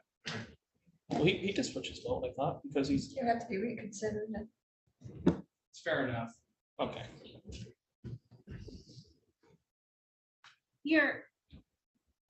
You would have to be part of the prevailing and call for a recall. Which I was not. I motion Right, to so then- reconsider. Motion to reconsider. Second. Sorry. It passed. Yeah, I know, but Okay, Hold on. you made a mistake. he made a motion to reconsider. He made the second to reconsider. So you have to have a roll call vote on it. A roll call to reconsider. Thank you. This is not on it. It's just on allowing a reconsideration. Ms. McDermott? Yes. Mr. McGinley? Yes. Mr. Mitchell? Yes. Mr. Perry? Yes. Mr. Thornton? Yes. Mr. Urban? Yes. Mr. Wilovich? Yes. Mr. Venus? Yes, please. Mr. LaScavitch? No, pay attention. Mr. Lombardo? Yes. Ms. Radel? Yes. 10 yes, 1 no. So motion to reconsider passes. So now we need to have another vote. Okay, do we have a motion to pass this? Motion, second. Who was the motion? Mr. Lombardo, second by, This is on the original motion. this is on the original motion. Adopt Mr. Mitchell's. Yes. The The caps. caps. Caps. All right, we have a motion in a second. We need a roll call again. Mr. McGinley? Yes. Mr. Mitchell? Mr. Perry? Yes. Mr. Thornton? No. Mr. Urban? No. Mr. Wilovich? No. Mr. Venus? Yes. Mr. LaScavitch? No. Mr. Lombardo? Yes. Ms. McDermott? Yes. Ms. Radel? Yes, It's 7-4. motion passes. Okay, next we have a motion to allow John R. Mold III to advertise county-owned property for sale. So moved. Motion by Mr. McGinley, second by Mr. Wilovich. Do we have a roll call on that? Ms. McDermott? Yes. Mr. McGinley? Yes. Mr. Mitchell? Yes. Mr. Perry?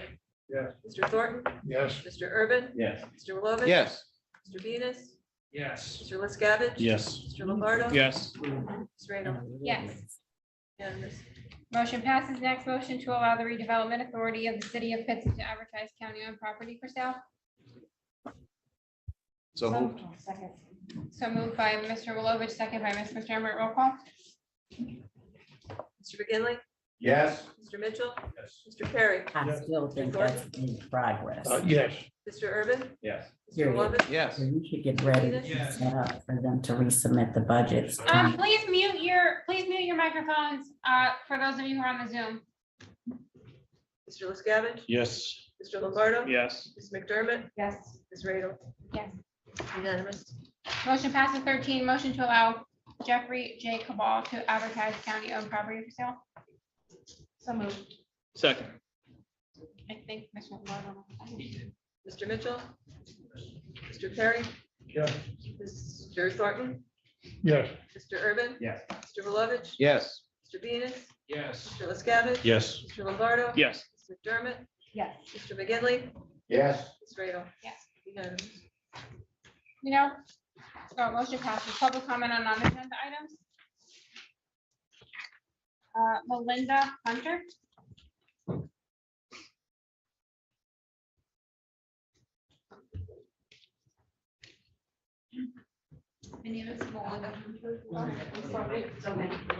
Yeah, microphones there, that's why. Sorry. I used to work for the county, but I resigned back in 2017. It probably would have been my 20-something year that I've been here, but with the death of my sister, I resigned after she passed away. So this is very surreal for me right now because something like this is, it gets me so close to the county, like when I was younger, like it took 10 years of my life. And from what I understand is that there was a statement that was said that the Borlands were supposed to facilitate a training for LGBT and diversity. However, you know, they helped get at least something, get at least some redemption for my sister. And I think that the county should have a coordinator facilitate that, those kind of services like they do other services in the county. Do you want to finish your 3 minutes? Do you have anything else to say? And then I'll answer. I just don't want to take your time off of you. Yeah, I do actually, you know, because my sister, if you look at my face, that's my sister. That's all I have, except I Bell's palsy now. And my parents are dying. All of us are like pretty much dead. Everybody gets to come home and eat and be with their family, but I don't have that. And so what I'm asking from the county is at least something for my sister, because she was one of the nicest people that worked there. She went above and beyond. And I was also watched as well. So there's so many things that went under the rug that is not right. And she reached out and nobody helped her. So at least $10,000 for training for people to work in a local county government. That would be wonderful and very advantageous for everybody because there's all walks of life. And that's what I have to say, regardless of legality. You could look at me here and I'm crying, but you know what? If it happened to you, God knows where you would be. I agree. I have a sister who I love dearly, and I can't imagine this life without her. And I feel sorry that you have to go through that. And I'm sorry for your loss. And I'm sorry that you have to get, you know, emotional in front of this group of people to go through that. That takes a lot of courage. The answer I was given, I agree with you. I think in my job outside of the county, it's required that we do DEI, sensitivity training, things like that. It's required in a lot of, and I said this in executive session when we talked about the case, and I'll say it in public. It's not something I'm ashamed to say. I think that, you know, county employees, maybe even county officials should go through that training. Just the answer that was given to me when Ms. Hartman brought it up, and I went and, because it's not council's job, right? We can't, there's a line that we can't cross to tell the administration what to do, right? So we're the purse strings of the county. We decide how the money's being spent. But, you know, administration, HR, things like that, they're going to be the ones to facilitate the program. So I had asked where we were with getting something like that facilitated. And the answer was that part of the settlement was that the third party would facilitate it. I can look into it further. I was just relaying the message that I was given because I'm not privy to the information of all of the ins and outs of the settlement and who's in charge of that. So I promise, I'm giving you my word, the meeting's recorded, there's public here, the rest of council. I will look into it. I will get to the bottom of it, and I will make sure that we follow the steps that we were supposed to follow. And if it's somebody else's, then I will make sure to stay on top of them about that to make sure that happens. Thank you. She did something devastating so other people could have you know, a better workplace, a better work environment. So after 10 years, you know, with like gray hair and wrinkles and really sick in my family, I think something needs to get done, you know, and I really appreciate that. Thank you very much. Sure. Madam Chair, just something to say. Yes. I would love to see this facilitated this week by HR, by this county, because we did enter an agreement. I think enough times has gone by and passed. And I think somebody has to be responsible for this and get it done. I agree. I just think that I will call. Quality program. I will call Attorney Borland and make sure that I find out where she is in the process Thank and you. report back to you all. Thank you, Attorney Skeen. Ms. Hartman, you had? Yeah. Flipped it. So I was hoping that you'd call me up before her. I'm sorry. That's okay. My name's Elizabeth Hartman, and I was gonna say that she was here today and she wanted to speak. She's very nervous. She's hidden out for many years because she feels that the county's after her. Her family has been traumatized by this whole thing, and if you don't know the whole story, her sister committed suicide after reporting actions that were happening within children and youth. She committed suicide and she left a note saying what children and youth was doing, which led to Von Swan's arrest, which took many years for that to come down. She has the suicide note. She found her sister hanging in the basement. Her family doesn't want anything from this county, but when she started reporting what was going on inside children and youth, they started picking on her because she was gay. So that's where the LGBT comes in. So, like, I don't know who dropped the ball. I don't know what. I just know I talk to her all the time. I talked to her parents 2 nights ago. They're like, we haven't heard from anybody. We don't know what's going on. We have no justice for our daughter. We're all sick. She has Bell's palsy. She gets off the elevator. I'm like, what the heck? Like, she doesn't tell you. We do secret conversations because she thinks she's being followed. Like, people would go into her computer at work. She said she worked for the county for so long. She doesn't work for the county anymore. She went up to the state. So I wanted to be the one to introduce her and give her some concept of what happened and why her sister committed suicide. And there is a note and why the county settled. And they could have sued for a lot more than $10,000. They didn't want the money. It wasn't about the money. It's about educating. She took her life and get something from it, educate other people to prevent it. Thank you. Thank you. Oh, one other thing that I just wanted to bring up, the bridge in Pittston that they're talking about, it's a non-agenda item. Wyoming, it's made the paper the last couple of days. My grandfather helped build that bridge. My family lives on Fellows Avenue, which we used to have the Breslow Bridge. They took our bridge out. We lost our main thoroughfare to our restaurant. Losing a bridge, so what? You have another one. Who cares about the bridge? The state wants to pay for it. Let them pay for whatever they're gonna do and put that in somebody's back pocket, and let's not waste any time on that crap. Thank you, Ms. Hartman. Sorry for the language. Any other members of the public that are here that wish to speak? Okay, if not, we have members on the Zoom. Mark Rebo.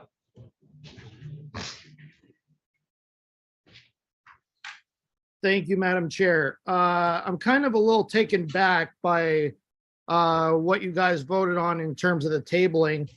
I never received a copy of that letter that Mr. Riley sent you that Mr. McGinley referenced.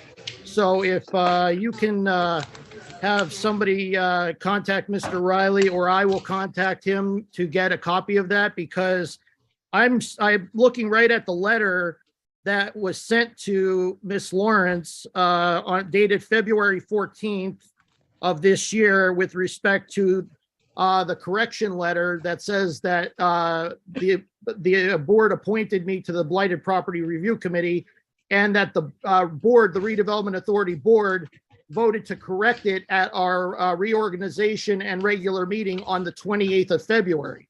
So I'm kind of taken aback by this, and considering that Mr. Riley didn't copy me or the rest of the Redevelopment Authority Board on this matter, bewilders me.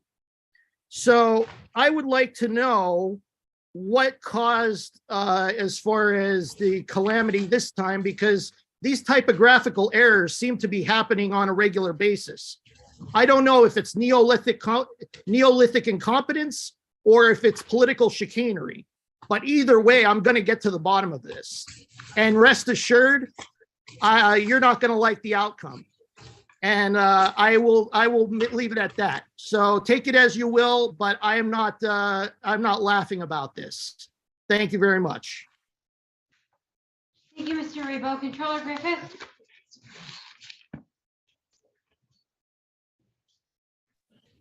Okay, thank you, Madam Chair. The only comment that I have is on the transparency issue that I raised earlier under the voting session in reference to Exhibit A on the agenda for the $16 million within the county funding.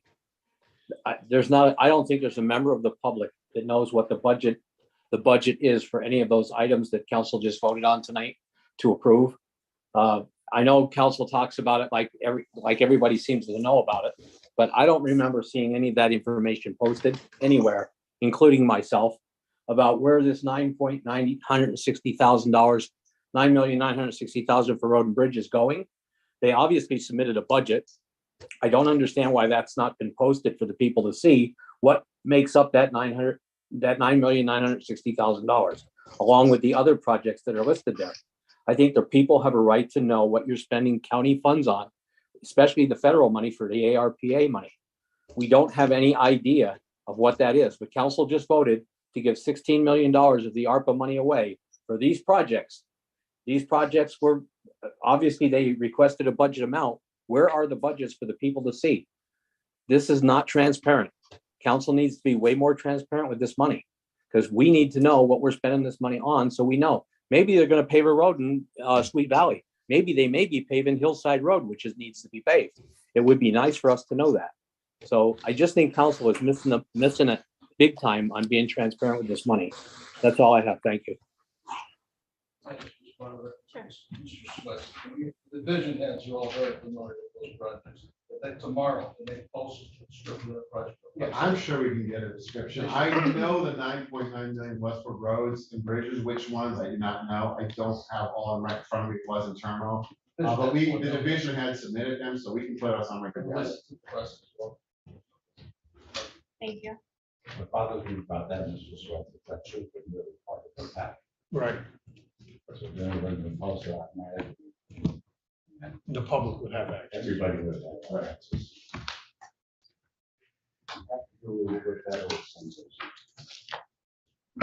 Amy Walsh.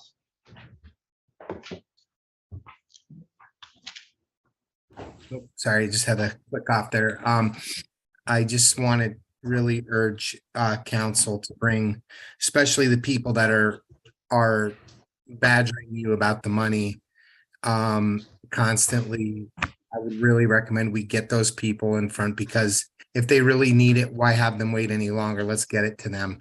But I really urge you to bring these people in front of the public one at a time and let them answer questions on how they were impacted by COVID in order to support some of these projects. I don't buy a lot of them on there.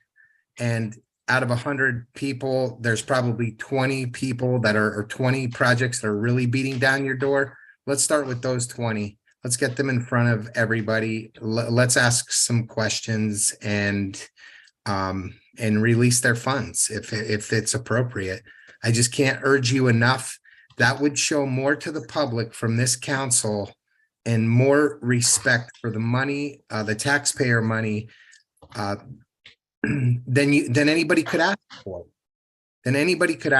You could go above and beyond and get these people in front of you and the public. But that's really all I have. Thank you. Any other members of the public that wish to speak? If not, I have some emails. Just two. The first one is from Angela Gavlik. Dear council, please read this letter into the next council meeting during public comment. During the February 28th council meeting voting session, it was concerning to hear a couple of council members state that they wanted to table the vote for the division head of corrections, a position that has been vacant since December 2022, because they did not like the process that was followed. The process that was followed is identified in the Luzerne County Personnel Code as the process we use for all posted positions. It is the process we have used to hire 4 division heads since 2017. It's the same process we have followed during the 6.5 years I worked at the county. If council does not like what is in this code, you as a body have authority to change it. Also brought up during the voting session was that one person that applied did not get an interview. Councilman stated that the process is not merit-based. If they applied and didn't get an interview, not all applicants are interviewed for positions, nor should they be. We follow our personnel code in determining who proceeds to the interview process. Excerpt from our code. Examination C. The Human Resources Department, in conjunction with the hiring manager, shall be responsible for rating and ranking applicants using applicable working criteria. To the extent feasible, they identify The identity of applicants being examined shall be shielded from any examiner until after the individual has been ranked on that section of the exam. The Human Resources Department shall certify a list of the candidates receiving the highest rankings to the hiring manager, except as may otherwise be provided for in this code. The hiring manager shall select one of the top 3 rated candidates to fill the newly created vacant or otherwise available position.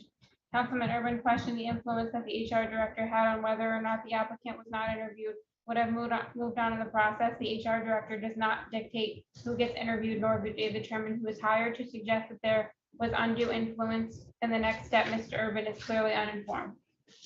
Also brought into question was the fact that Chief Solicitor was on the interview panel. He was on the interview panel for the 3 most recent division head hirings. The Chief Solicitor works very closely with all division heads. It makes sense that he participated. It is unfortunate that some county council members either don't understand or choose to ignore the code. The current code was precisely written to remove politics from county hiring and to allow administration to handle day to day.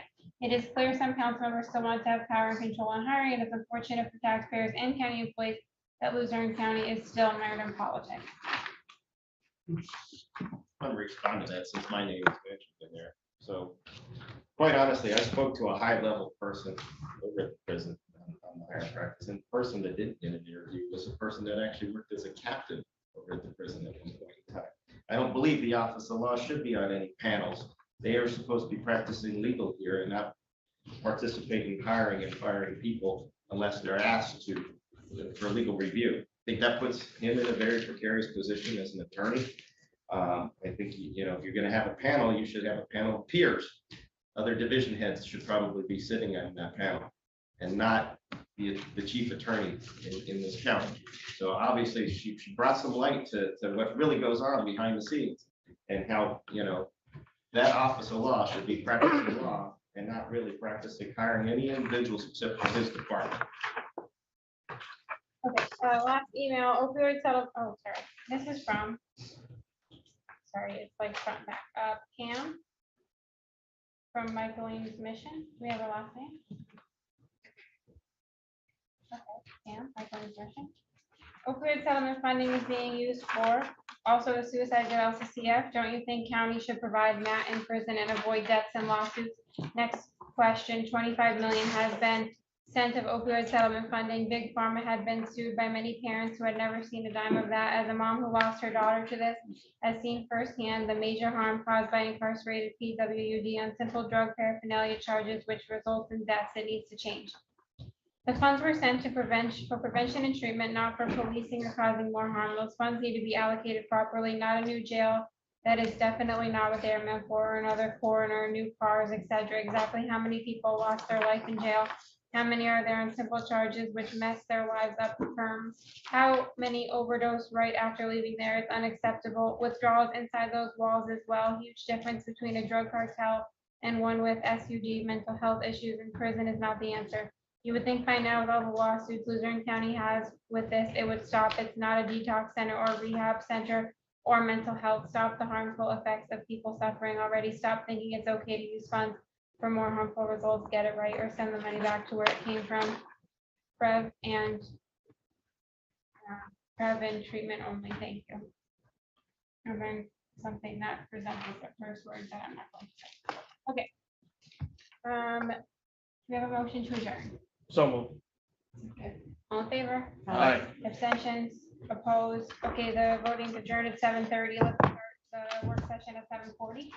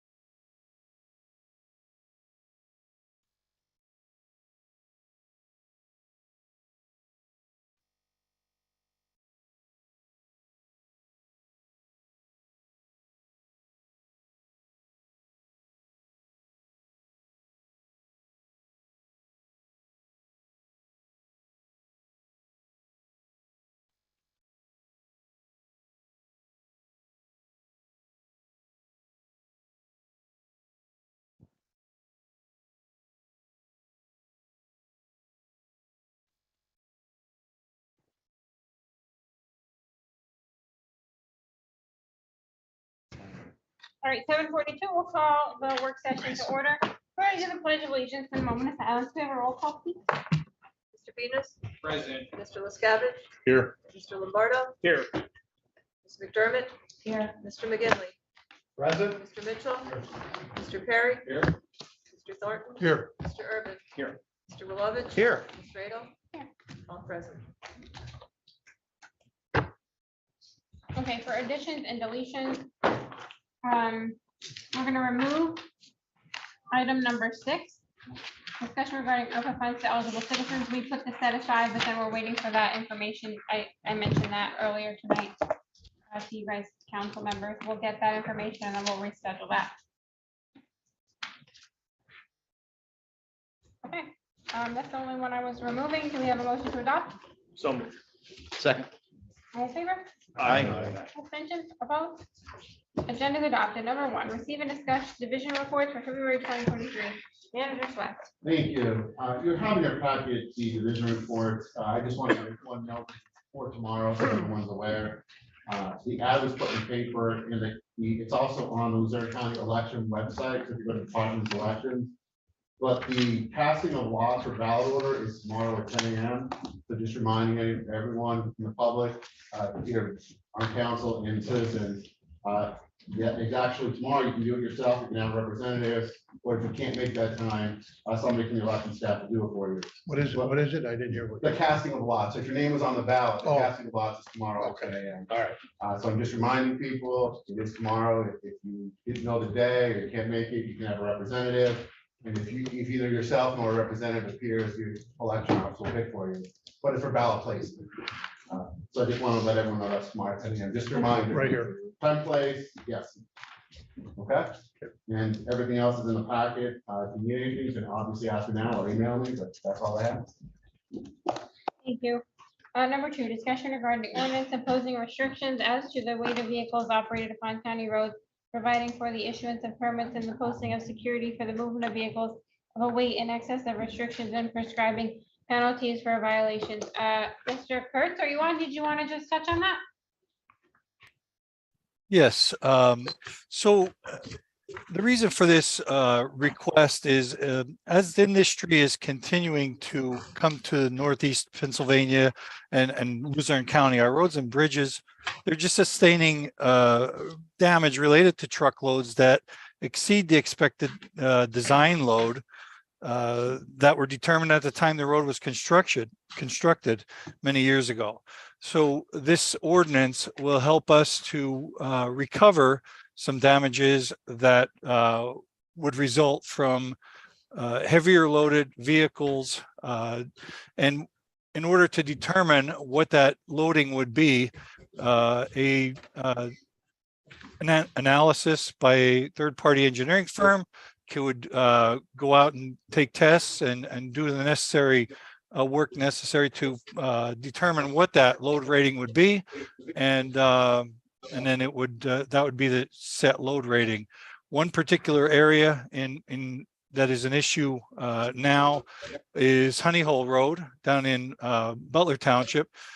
We've been requested by Butler Township to assist with this because the road is in fair condition now, but with additional heavy loading that is suspected to occur, it could take this road to destruction very quickly if we can't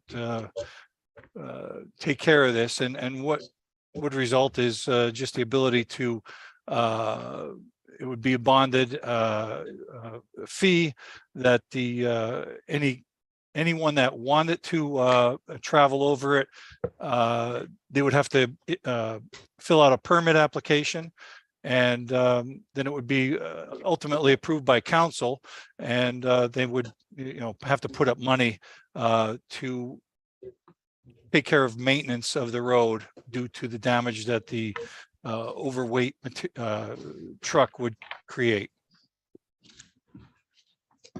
Thank you, Mr. Kurtz. Council, any questions? Yes, I have a question. If the person, whoever it might be. Turn your mic on. Doesn't request. Turn your mic on. No, No, that mic right in front of you. Yep, there we go. Doesn't request a permit, but decides to use the road, who's gonna enforce that? Mr. Kurtz, did you hear the question? Yes, Butler Township had agreed to be an enforcing authority for that, their police department. Well, is that part of the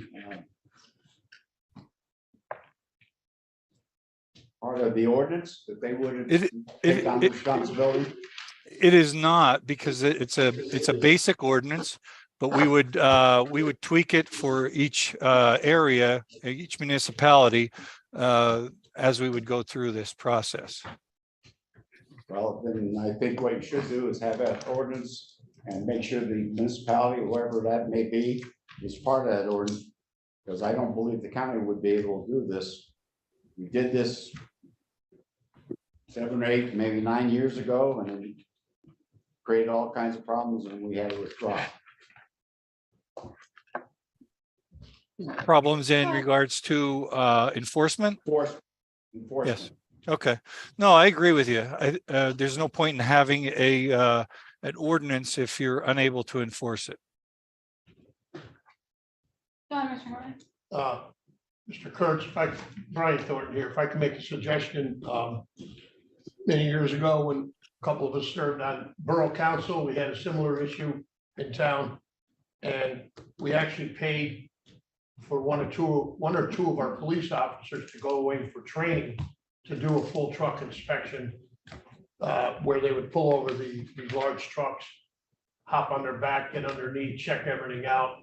And quite frequently, it resulted in quite a bit of fines for our borough. So if we're gonna go ahead, and I think it's a good idea to have the township police enforce it, they would need to have certified truck inspectors on their police force, and hopefully they do. And B, there's a cost to the township to be using those officers. I mean, maybe the fines, you can put something in the ordinance where the fines would be split between the county, because it is our road that's getting damaged, and maybe split, and some of it go back to the township police department to make it worth their while. That's all. Thank you. Thank you. Next, we'll move on to discussion regarding the ordinance adopting a parking ordinance in Hanover Township. Yes, the parking ordinance was brought forth due to a complaint from Wilkes-Barre Chamber, who indicated that many of the roads in Hanover Industrial Park are the sides of the roads are being utilized by tractor trailer drivers that may arrive a day early or what have you. And there's no place for them to park, so they park alongside our roads out in the industrial park. And when they leave behind a considerable amount of trash. This is a typical problem within industrial parks, as I was experienced, and ordinances could keep them from parking there, again, as long as you have a enforcement authority that is willing to carry out that enforcement. And in this particular case, the Hanover Township Police Department did as well agree to play part in enforcing that ordinance, should we put that in place, because it'll make their township a better, nicer place. And this one is right in the resolution, or in the ordinance. Yep. Thank you, Mr. Kurtz. You're Any welcome. questions? Okay, we'll move on to discussion regarding resolution authorizing the county manager to execute a lease agreement between Luzerne County and Edwardsville Borough for the premises located at 59 Russell Street, Edwardsville Borough, Pennsylvania. Did you want to? Yeah, I'll go through this quickly. So you have in front of the lease agreement for Edwardsville. It lists the location. So this is just a standard lease agreement that talks about the location of property damage. Everything's spelled out. The cost is spelled out in Article 4. It's 1,100. Then there's an increase in year 2, and it stays the same. So all the information is there. It's obviously a magistrate district court, so it's being requested by the courts. We just handle leases, so we're bringing it from. Is there any room at the annex in 44?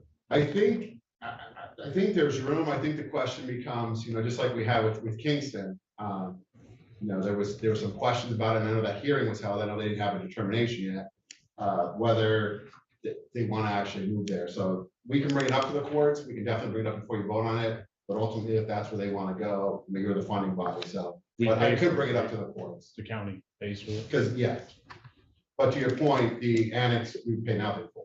Yeah, I mean, if we have the building there and it's 2 miles up the road, 3 miles, what's it, I can ask the courts and have an answer well before the next vote. Okay, I thank believe you. Mr. Liscaris, one of the issues is if you have the magisterial court outside of jurisdiction, you have to get approval from the state. So Kingston and Edwardsville has a jurisdiction for this particular magisterial court. So is that something they could seek and? Well, I think that's why they had. a Okay. public They have a hearing. public hearing, yes. All right. That's why they had, I think that's why they had to have it in order to take it forward. That's, it'd be great to just put them up there, but you have to have that permission. Okay. When we moved the magistrate up in the heights down here, we had to go and have the state approve that. The two magistrates showed up on the bill on Basin Street. So we can ask Mr. Highmarsh before next meeting, like now tomorrow, the end of this week, well before the vote. Okay. Hey, I just want to make a comment. It's roughly 4,500 square feet, paying 25,200 a year for the last 4 years of the lease. It's about $60 per square foot. I don't know. It just seemed kind of high. Oh, Mr. Heimer is on. Okay, go ahead. Mr. Heimer. My did you want to apologies, interject? council. I had trouble getting in. I'd be happy to handle any questions you folks might have. Again, sorry for the Sure, sure. delay. No problem. So there were two questions. The first question was in regards to why don't we use the 44 annex that was brought up by Mr. Liscavige. And the second question was by Mr. Thornton. He did the math and it's about $60 a square foot in rent. Can you address both of those questions? And if not today, then can you get back to us on those? As far as the 44, I believe I heard Councilman McGinley explain some of that. That was our original proposal. A public hearing was held. Law enforcement, members of the elected bodies of both Kingston and Edwardsville, as well as some citizens, strongly opposed moving the office outside of the district. Therefore, we did not pursue permission from the Supreme Court to move outside the district. We were able to find space in not the municipality of Kingston, but Edwardsville. The space meets all of the requirements. It's one floor, plenty of parking as well as overflow parking at the municipal building.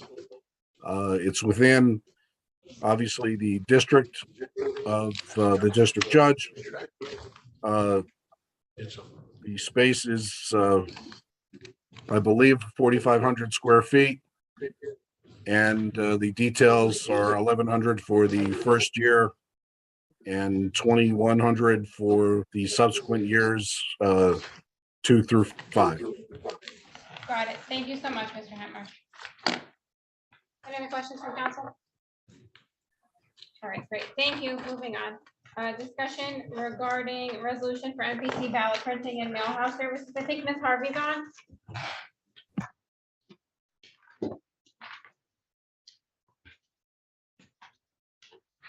I don't know who's back there from IT. She's not on as a panelist. She's on as an attendee. Can you make sure she can unmute? Please.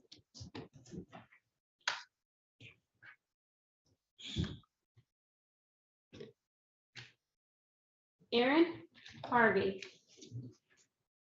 Can you hear us? Oh, there she is. Yep. Can you hear me? Yeah, we can hear you now. Okay. So yeah, we just wanted to have a discussion about, we issued a request for proposal for ballot printing and mail house services. We received 3 bids and The first one we got was from a company called K&H Election Services, and their bid was a little bit too high. And they're actually in Washington State, so they're very far away from us. Another bid we got was Fort Orange Printing, and they're currently the vendor we have right now.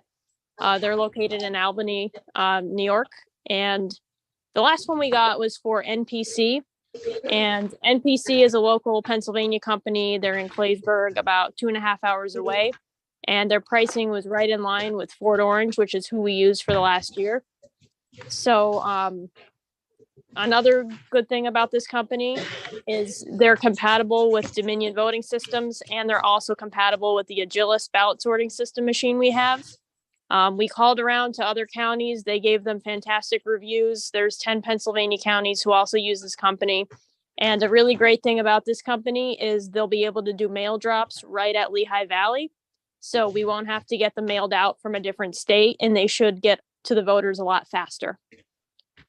So if anyone has any questions, I'd be more than happy to answer them. Any questions for Ms. Harvey? I do. Mr. McGinley? Yep, the contract, as I see it, is scheduled to start March 1. Correct. We do not have right now, we do not have a contract. Well, then that would have to be changed. Right. We would have to, yes, we would have to change that. And the second part of my question is, I would like to see the information in regards to bids. Back many years ago, we had someone come from the election bureau and make a presentation about the polling machines that we have. And so we had one recommendation, we didn't have any other information. And that led to a very bad situation for the county. The state came in and reviewed that. And the very first question they asked me as a council person is, did you know about the other bids and what they were? My answer was no. But I told the gentleman that interviewed me, I said, that won't happen again. Manager Swetz? I don't have a problem providing a bid summary, but just so all of council and the public are aware, when we had Election IQ and we had Fort Orange Press, these were in the elections budget, they were just paid for by administration. To the public, people on Zoom that are asking for more transparency, we're bringing this in front of council. We could have just paid for it. We have the money in the budget. We're trying to work together. I have no problem giving you the actual bids. Here's the 3 bids or 5 bids. But just so everyone knows, in the past, it's never came in front of council, and we're trying to be more transparent. Thank you. Mr. Urban? Honestly, I think this is the wrong venue for this because this has to deal with elections and county council's not involved in that process. We're only involved in the money process. I think this has got to be tossed back to the Board of Elections. Right. Registration. And House. Mr. If I could, Mr. Urban, we did run it by the election board, and they approved it. But again, as a county manager Swetz said, we just wanted to bring this in front of council just because we're trying to be more transparent. So that's why we did that. Yeah, I think the only thing that we should be approving is the money, and it's already in the budget. So, maybe we'll approve the parameters, but I wouldn't put my name, and I won't vote for anything that has to do with the election process. Thank you, Mr. Urban. Does anybody have any other questions for Ms. Harvey? All right, thank you, Ms. Harvey, for being on. Thank you. Okay, moving on, we removed 7 was on there, just because just to keep the conversation going. So I think we would just need to discuss next steps, since Mr. Mitchell's caps did pass during the voting meeting. I believe the next steps before we look at the list would be to those that will have a revised budget. They'll have to submit that to us. We'll have to set a deadline for the revised budget. But my question to all of you is, do you want to move forward with the applicants, the programs that were 100% funded within his plan, those caps? Would you like those on the next voting session to be approved? Is that okay? No, not for me. I'd be fine with that. No, I am not. I have reasons why I don't want to get into it tonight, but Okay. unless we want to sit here tonight. but- No, we don't have to, that's why I did want to leave a full discussion on here, because I think we do have a full discussion that needs to be had. Yeah, I have a problem with several of them, so I'd rather talk Okay. about them. Okay, All right, so I think, What how else do are you we guys gonna, move forward? when else are we gonna talk about these stuff? And I would, I think you also need to come up with a recusal process too, because some of you are conflicted out, certainly. You're not gonna be able to vote on your project. All right, so I have a question, if this is okay with everybody. So instead of us, all 11 of us, having a 2-hour conversation about plans and going back and forth, if you guys have a plan with how you want to move forward, instead of springing it on us like the day before, the morning of, during the meeting, can we try to email our ideas so that we could have some sort of like productive discussion before the meeting, so that when we come into this meeting, we're not just like, I have exactly that. I didn't get much feedback. I had some. sure. The email. So why can't we just go through the list now? If we're gonna work off the caps. You know at this point that some of them are duplicate and what other ones we need to be taken off. Why don't we all Obviously, create a obviously, if there's a list? conflict of interest, then you have to deal with that, but. Are we voting on them individually? I think we almost have to. We've been asking. But if we do, we would just abstain from that. vote. Yes, we have to, we are going to end up voting on these individually. There's no other way around it. We have to vote on them individually. And as much as I'd love to find a way, they're gonna have to be What voted what if we on. vote on them individually, and then if somebody has an issue with one, we can vote to table it? Vote to table, vote no. That's why I was saying, like, if we could just put the ones that are already 100% funded, put those on, vote them one at a time. If you don't like them, get rid of them, but that was my plan, but like I said, if council has a better plan, email it to me with enough time so that we can discuss it at an agenda meeting. I could run it by the office of law. We could add it, we could send the materials out. We're sending materials out, guys. Like, these lists are coming out day of the meeting, like it's a lot for most of us who work a full-time job to digest this information an hour before the meeting, when odds are we're driving here. So let's, What could possibly hold up? I'm just trying to talk through this. For the 100% funded ones, what could possibly hold it up with people voting, council members voting? Not liking. It's a yes or no But question. you'd have a yes or no, but I'm just saying, like, that's possible. yeah, vote it down if you don't like it. That's what I'm You don't have saying. to drag it out. Yeah, like, just to keep it moving. Yeah, we could just vote individually and vote them down. Right. Which that's been, this is like what happens with this, with council. You guys want me to remove things from the agenda, and then business doesn't get done. But just vote it down if you don't like it. Like, just vote no if you don't like it. And if you have a better plan, suggest it to me rather than just saying, remove it. I don't want to do it. I need to know what it is. Yes, if you no, don't or like it, vote abstain. it down. It's that simple.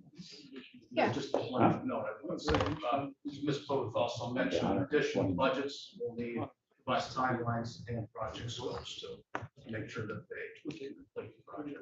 When are we gonna request that as of this, like, as of today, or can that go out? I don't know who this is on, I think they were, but is that something that they can ask for revised really quick? And then give I know the turnaround was maybe a little too harsh, but 10 business day turnaround, or something like that. I don't, just throwing things out there. But I'm actually gonna ask Attorney Steve. So since we voted on those parameters, we didn't have a separate motion to reach out to them to ask them to submit an updated budget, but I mean, they're going to, it's kind of by default, if we cap them and that's not what they applied for, they have to. So how do we go about that? Can we just send an email to them and ask them to send a revised budget? Should we go through Booth and have them do it? And just say council voted on the caps and this is what they are. Please submit a revised scope, timeline, and budget. Yes, I just checked before, and Ms. Booth is no longer on. But I'd like to, since we're changing the plans from what it originally was, I'd like to review that with her. I agree with you that unfortunately, it doesn't seem like there's going to be an easy way to just vote for a plan. So we're gonna have to vote one by one and get it done that way. But I think you're gonna have to figure out if they're on or not, because if we just go to everybody, if we don't know who's gonna be voted for, we're gonna be going to people who are gonna change budgets and they might not even get it still. I think it's probably a great way to start then, would be with the 100%, just to start whittling away at the list. breaking it into 2 meetings is the best way to do it. If we I started think with the so. 100% funded projects, then at least we get some of the money out. Mr. Mitchell, do you know how many projects, like what the exact amount it is for the 100% funded projects? I know it's like 83%, but do you know what the dollar amount is? Oh, it's 25 million. Okay. 78 projects. Oh, I'm sorry, it was there. I apologize. 25,341,000. Yeah, there, yeah, 78, 25,341,578.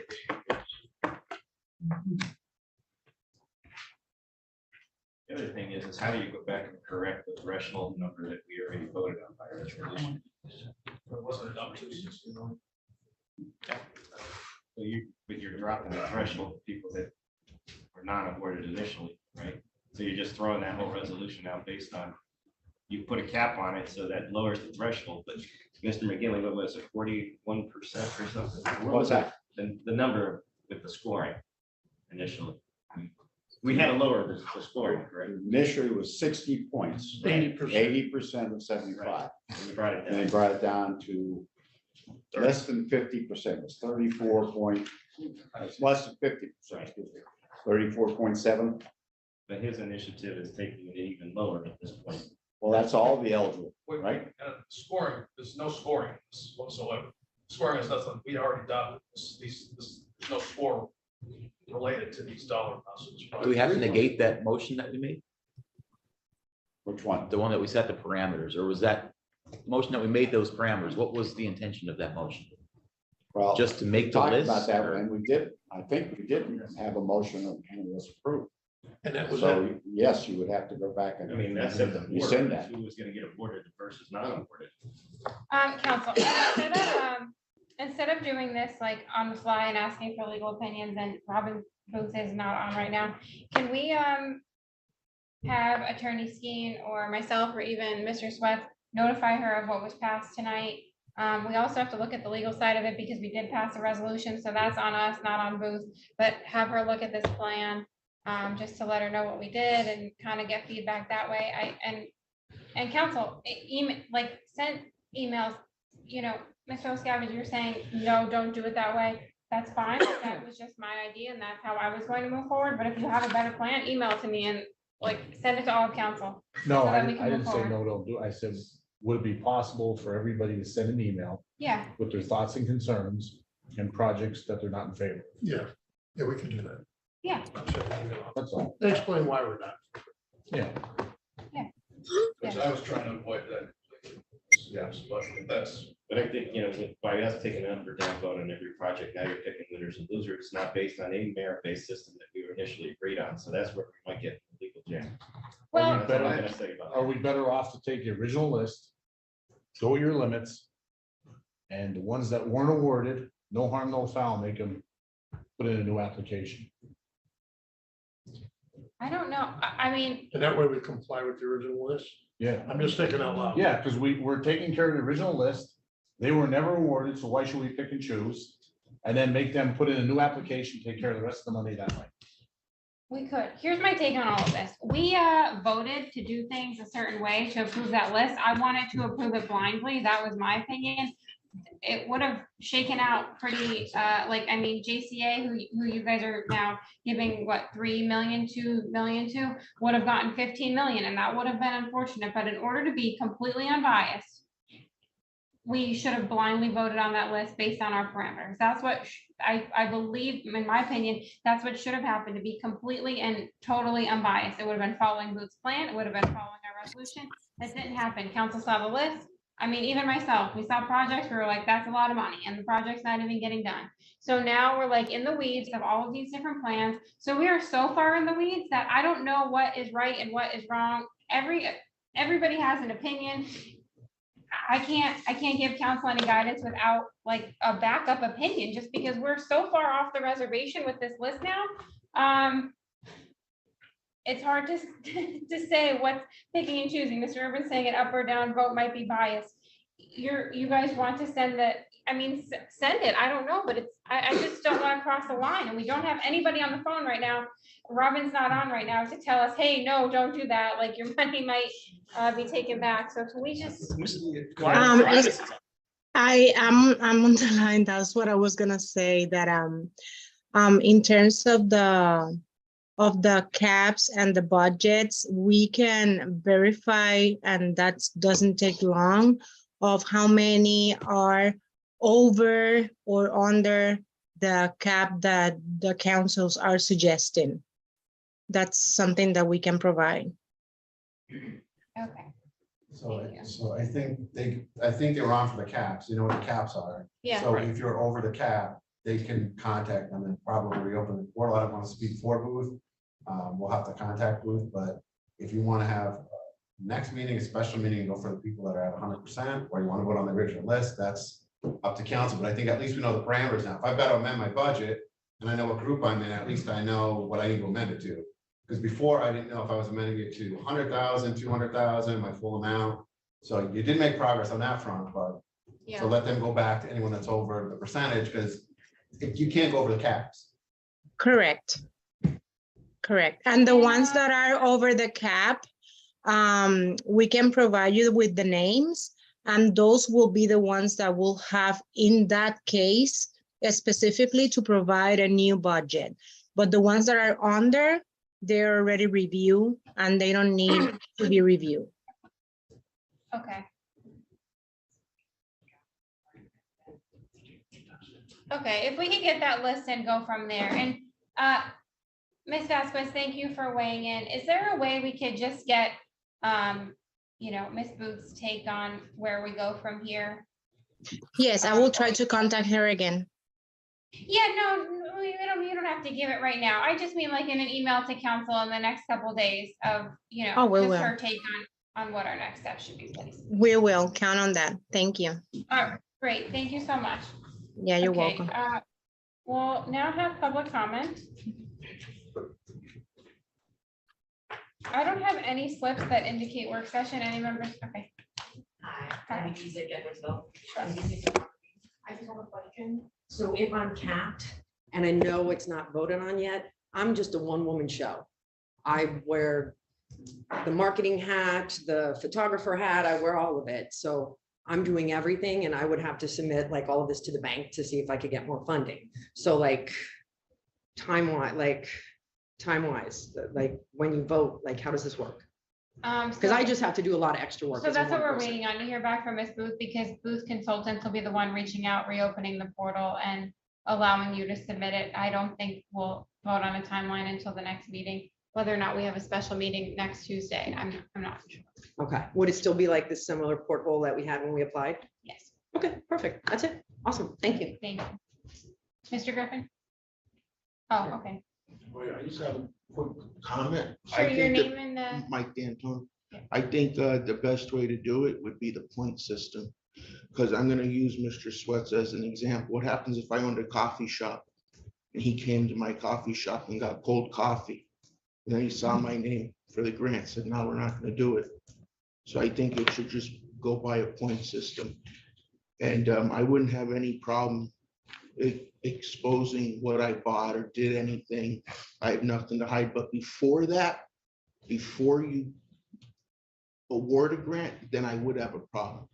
But after the grant's awarded, then I wouldn't have a problem. I'll sit here all day and explain to you how I was affected, because I did that in the application. So, but I really think Mr. McGinley, you guys can be lost when he's gone. But I'd like to say I'm proud of everybody. Yeah, I'm proud of everybody tonight, especially you, ma'am, Mr. Lombardo, everybody, that you guys really got probably 4 or 5 things done tonight that you didn't get done in the last 2 or 3 months. But in my opinion, it should be done on a point system, not by name, not one by one. It should be like, okay, is it a brick and mortar? Is it just an e-commerce business? Do they have employees? And it's all a point system. The more points they have, the more they get it. But it shouldn't be you guys just voting on people's names, because the county's too small. Everybody knows everybody, and that's what's going on. There's people here, I hate it when I read the newspaper, and I come here and they're my favorite ones. Do you know what I mean? And there's people I voted for that I won't even look at. And that's the truth. But if, I'm gonna ask you, please do it by a point system. Because I'm gonna tell you something. You said it's gonna go from 2 million to 4 million, the lawsuit. There's what's called a vested interest. I don't know if this lawyer's telling you about, but some people paid accountants to do this for them. I had a stroke. I made every mistake along the way. You know how many Booth contacted me and said, you screwed up, you gotta do it this way, that way, this way, this way. I didn't wait till the end to do it because I know that I screwed up. On my financial aid, I made 300,000 instead of 30 by accident. Everybody thought it was funny, but me, because I didn't get financial aid that year. So I knew to start this process early on. But like I said, I'm gonna reiterate it. If you guys could do a point system, and that's how you guys award it. So if they have employees, if it's a brick and mortar, or is it just an internet business? Also the revenue, do they make 50,000? Do they make 100,000? Do they make 20? They get more points. Thank you, Mr. Dayton. Mr. Griffin?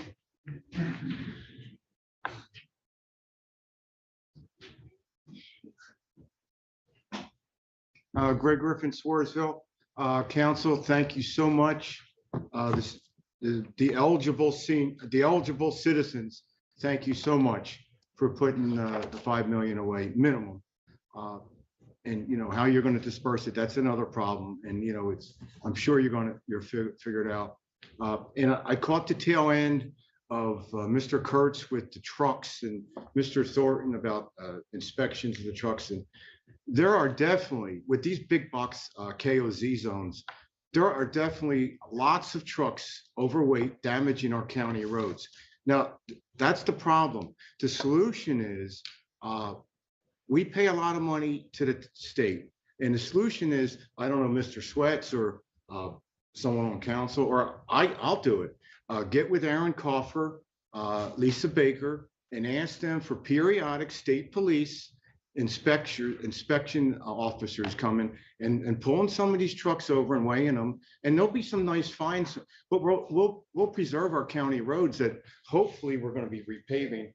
But it is a lot of damage being done to these county roads by these massive trucks, and there's no one weighing them. And so we got to ask our brothers and sisters in the state police. They're well trained to do periodic stops, you know, on some of our county roads. If we have to put a little heat on them, we'll have Aaron Coffer or Lisa Baker ask the state police commissioner or the bureaucracy. But we'd like steady state police patrols with these experts periodically, because we have to preserve our county roads if we're going to put millions into it. Thank you. Thank you, Mr. Griffin. Any members of the public? Oh, Mr. Grantee's up behind you. Sorry. I'd like to stick up for the truckers. My name is Joe Grantee from Plains. The truckers, anytime that you get the state police involved with them, I understand there's weigh stations that are a formal way of controlling the problem. But the more you find the truckers, the more your oranges are going to cost. And that hurts the little person. And if there's enough room for a truck to pull over on the side of the road so a truck driver can get some rest, I wouldn't have a problem with something like that. If they have a place that is set aside for them to go to, that's one thing. But if there isn't and there's room, I'd rather have a truck on the side of the road getting some rest than a tired driver going on the road with 60,000 pounds of truck behind him. The other thing I wanted to talk about is Volunteers of America. I think that they should be here. They should explain what they do now, and for all of the public to see. I don't know what they do. They're getting $565,000. A lot of our volunteer, our organizations that are taxpayer funded or are funded by donations. A lot of them are not above board on everything anymore. So we need to hear from them and what they're going to do with the money and if it's going to stay in our area. Thank you. Thank you, Mr. Grantine. Ms. Hartman. Finish up the night for you, so everybody can go home. Elizabeth Hartman, Hanover Township. First, I want to congratulate everyone here tonight for doing such a good job on trying to get this money out to where it needs to go. I think he's made a lot of progress tonight. I know you have a lot more to do.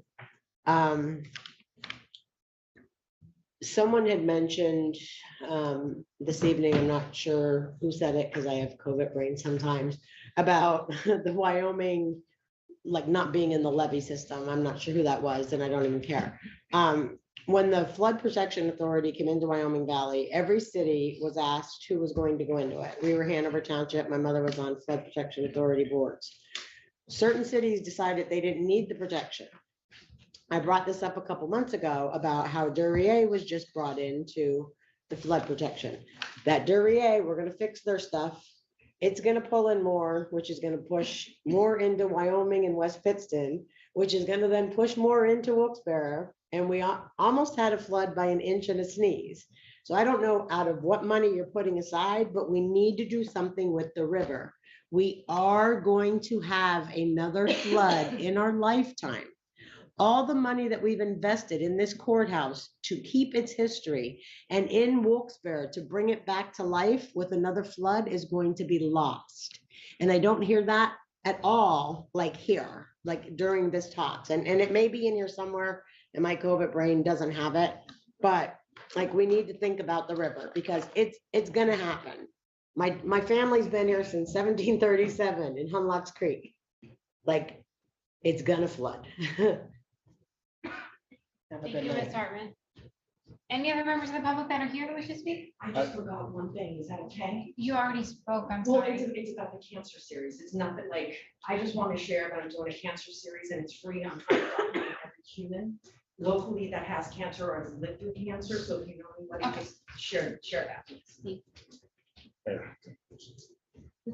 I just one thing. Oh, yeah, there's two members on that. Go ahead. Do you want me to let them go or you want to go? Let them go. Okay. It's Vivian. It says Vivian's S22 Ultra. Just say your last name.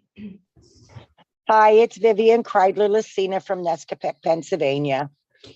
I have a quick question. Are you still doing like the 25% match, the 10% match and all that with these different organizations that are getting money? No. No, you just dropped that? Yes. Okay, that's what I was wondering. Yeah. It's just not on the table yet. Sorry, go ahead. You finish your comment because I don't want to cut into your time. Okay, that's okay. What I was going to suggest is I was looking over the ones that were in the Times Leader just a few days ago. I know money hasn't been allocated. You're still talking about it. I know a lot of these places are volunteer, but my concern is your fire departments. I only know of 3 paid fire departments in Luzerne County, which would be Wilkes-Barre, Pittston, and Kingston. All the rest are volunteer fire companies. I've been in a few of them and I've noticed a lot of their equipment is old. It shouldn't even be used in a fire in today. So my suggestion would be to look at giving the fire departments first and then going down the line to everybody else. And if you have to do, a match thing, do it across the board that everybody has to come up with, say 50% of what they're asking for. I mean, if you're asking for this much money, you should have money in the bank too, to be able to do some of these projects, to help pay the cost of the projects, not just, want the county to pay for it all. You know what I mean? That's really all I wanted to say. And about the roads and bridges, I would love to invite every one of yous to pick a day, come down here to Hobby, get on the back of a tractor and ride up St. Mary's Road, and guarantee you'll have a different perspective about why this road needs fixed. And also, people, remember, truck drivers don't stop on a dime. An 18-wheeler carrying 6,000 pounds or more, it takes about 3 football fields to stop before, and that's doing about 25 miles an hour through a town. So, I mean, let's not pick on the truck drivers. They do provide us our food and everything else that we need. Okay, thank you. Have a good night.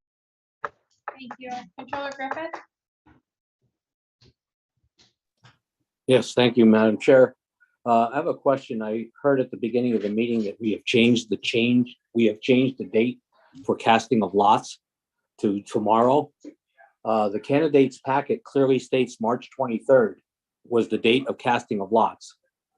The election code requires that each candidate be notified and represented at the drawing of lots for position and as to protect his or her right to a fair draw.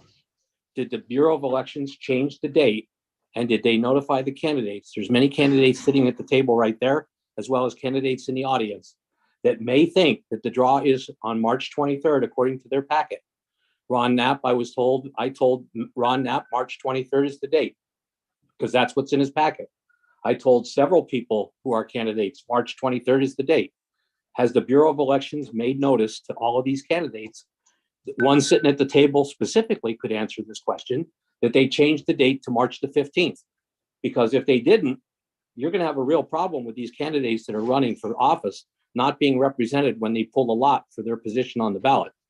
So could somebody please answer if Aaron Harvey's online, or somebody could answer if they actually notified the candidates that they changed the date? I do see it's on the website today, but you can't just throw that date up there and the candidates are thinking it's next week. These candidates won't be there tomorrow if they think it's next week. So did we notify them or not? That's the end of my comment. Could I answer? Yeah. So the actual ad was in the paper on 2/28/23, stating March 15th at 2023 at 10 a.m. And that's what was in the newspaper, and that was what was put on the website. I'm not sure where that other date came from, but the newspaper ad and the website clearly state tomorrow. I get a candidate or representative would be preferred, but nobody would be harmed if somebody from the Bureau picked. I get the candidates want to pick their own and they have that right. I understand it's less than 24 hours, but I'm just relaying the information that I got at the meeting tonight. The problem I have is that in the past, as a candidate who's run for numerous offices, we always got a letter in the mail from the Bureau. That letter did not come in the mail by law to notify us. And that's what I have a problem with, is the process. Once again, it's a black eye to the Bureau, not following the law and the legalese of getting that notice out to us as candidates. And we need to straighten that office out, please. That's all I'm asking. Because, it's unfair to everybody that's running for municipal office. You're asking people to go out there, sacrifice their time, their energies to run their respective governments or run in their towns. And, can we get the elections office on track to do the right thing for once? It's an embarrassment. Mr. Scavengers, your hand up. Yeah, I just want to clarify a point. It came to my attention today that on social media, there was an article posted that I personally knew more than PennDOT engineers. And I'm here to tell you that I don't think at any time sitting here during any meeting that I ever claimed to be smarter than an engineer, because I am not one. But what I will do is I'll question why and if and when the bridge will open, because we were told a story, and the story goes that if we were to do an inspection with an independent firm and it came back and it was acceptable, the bridge would open. If my memory serves me right, that's what was told to us. So we spent $280,000, and so far now it's PennDOT dragging it down.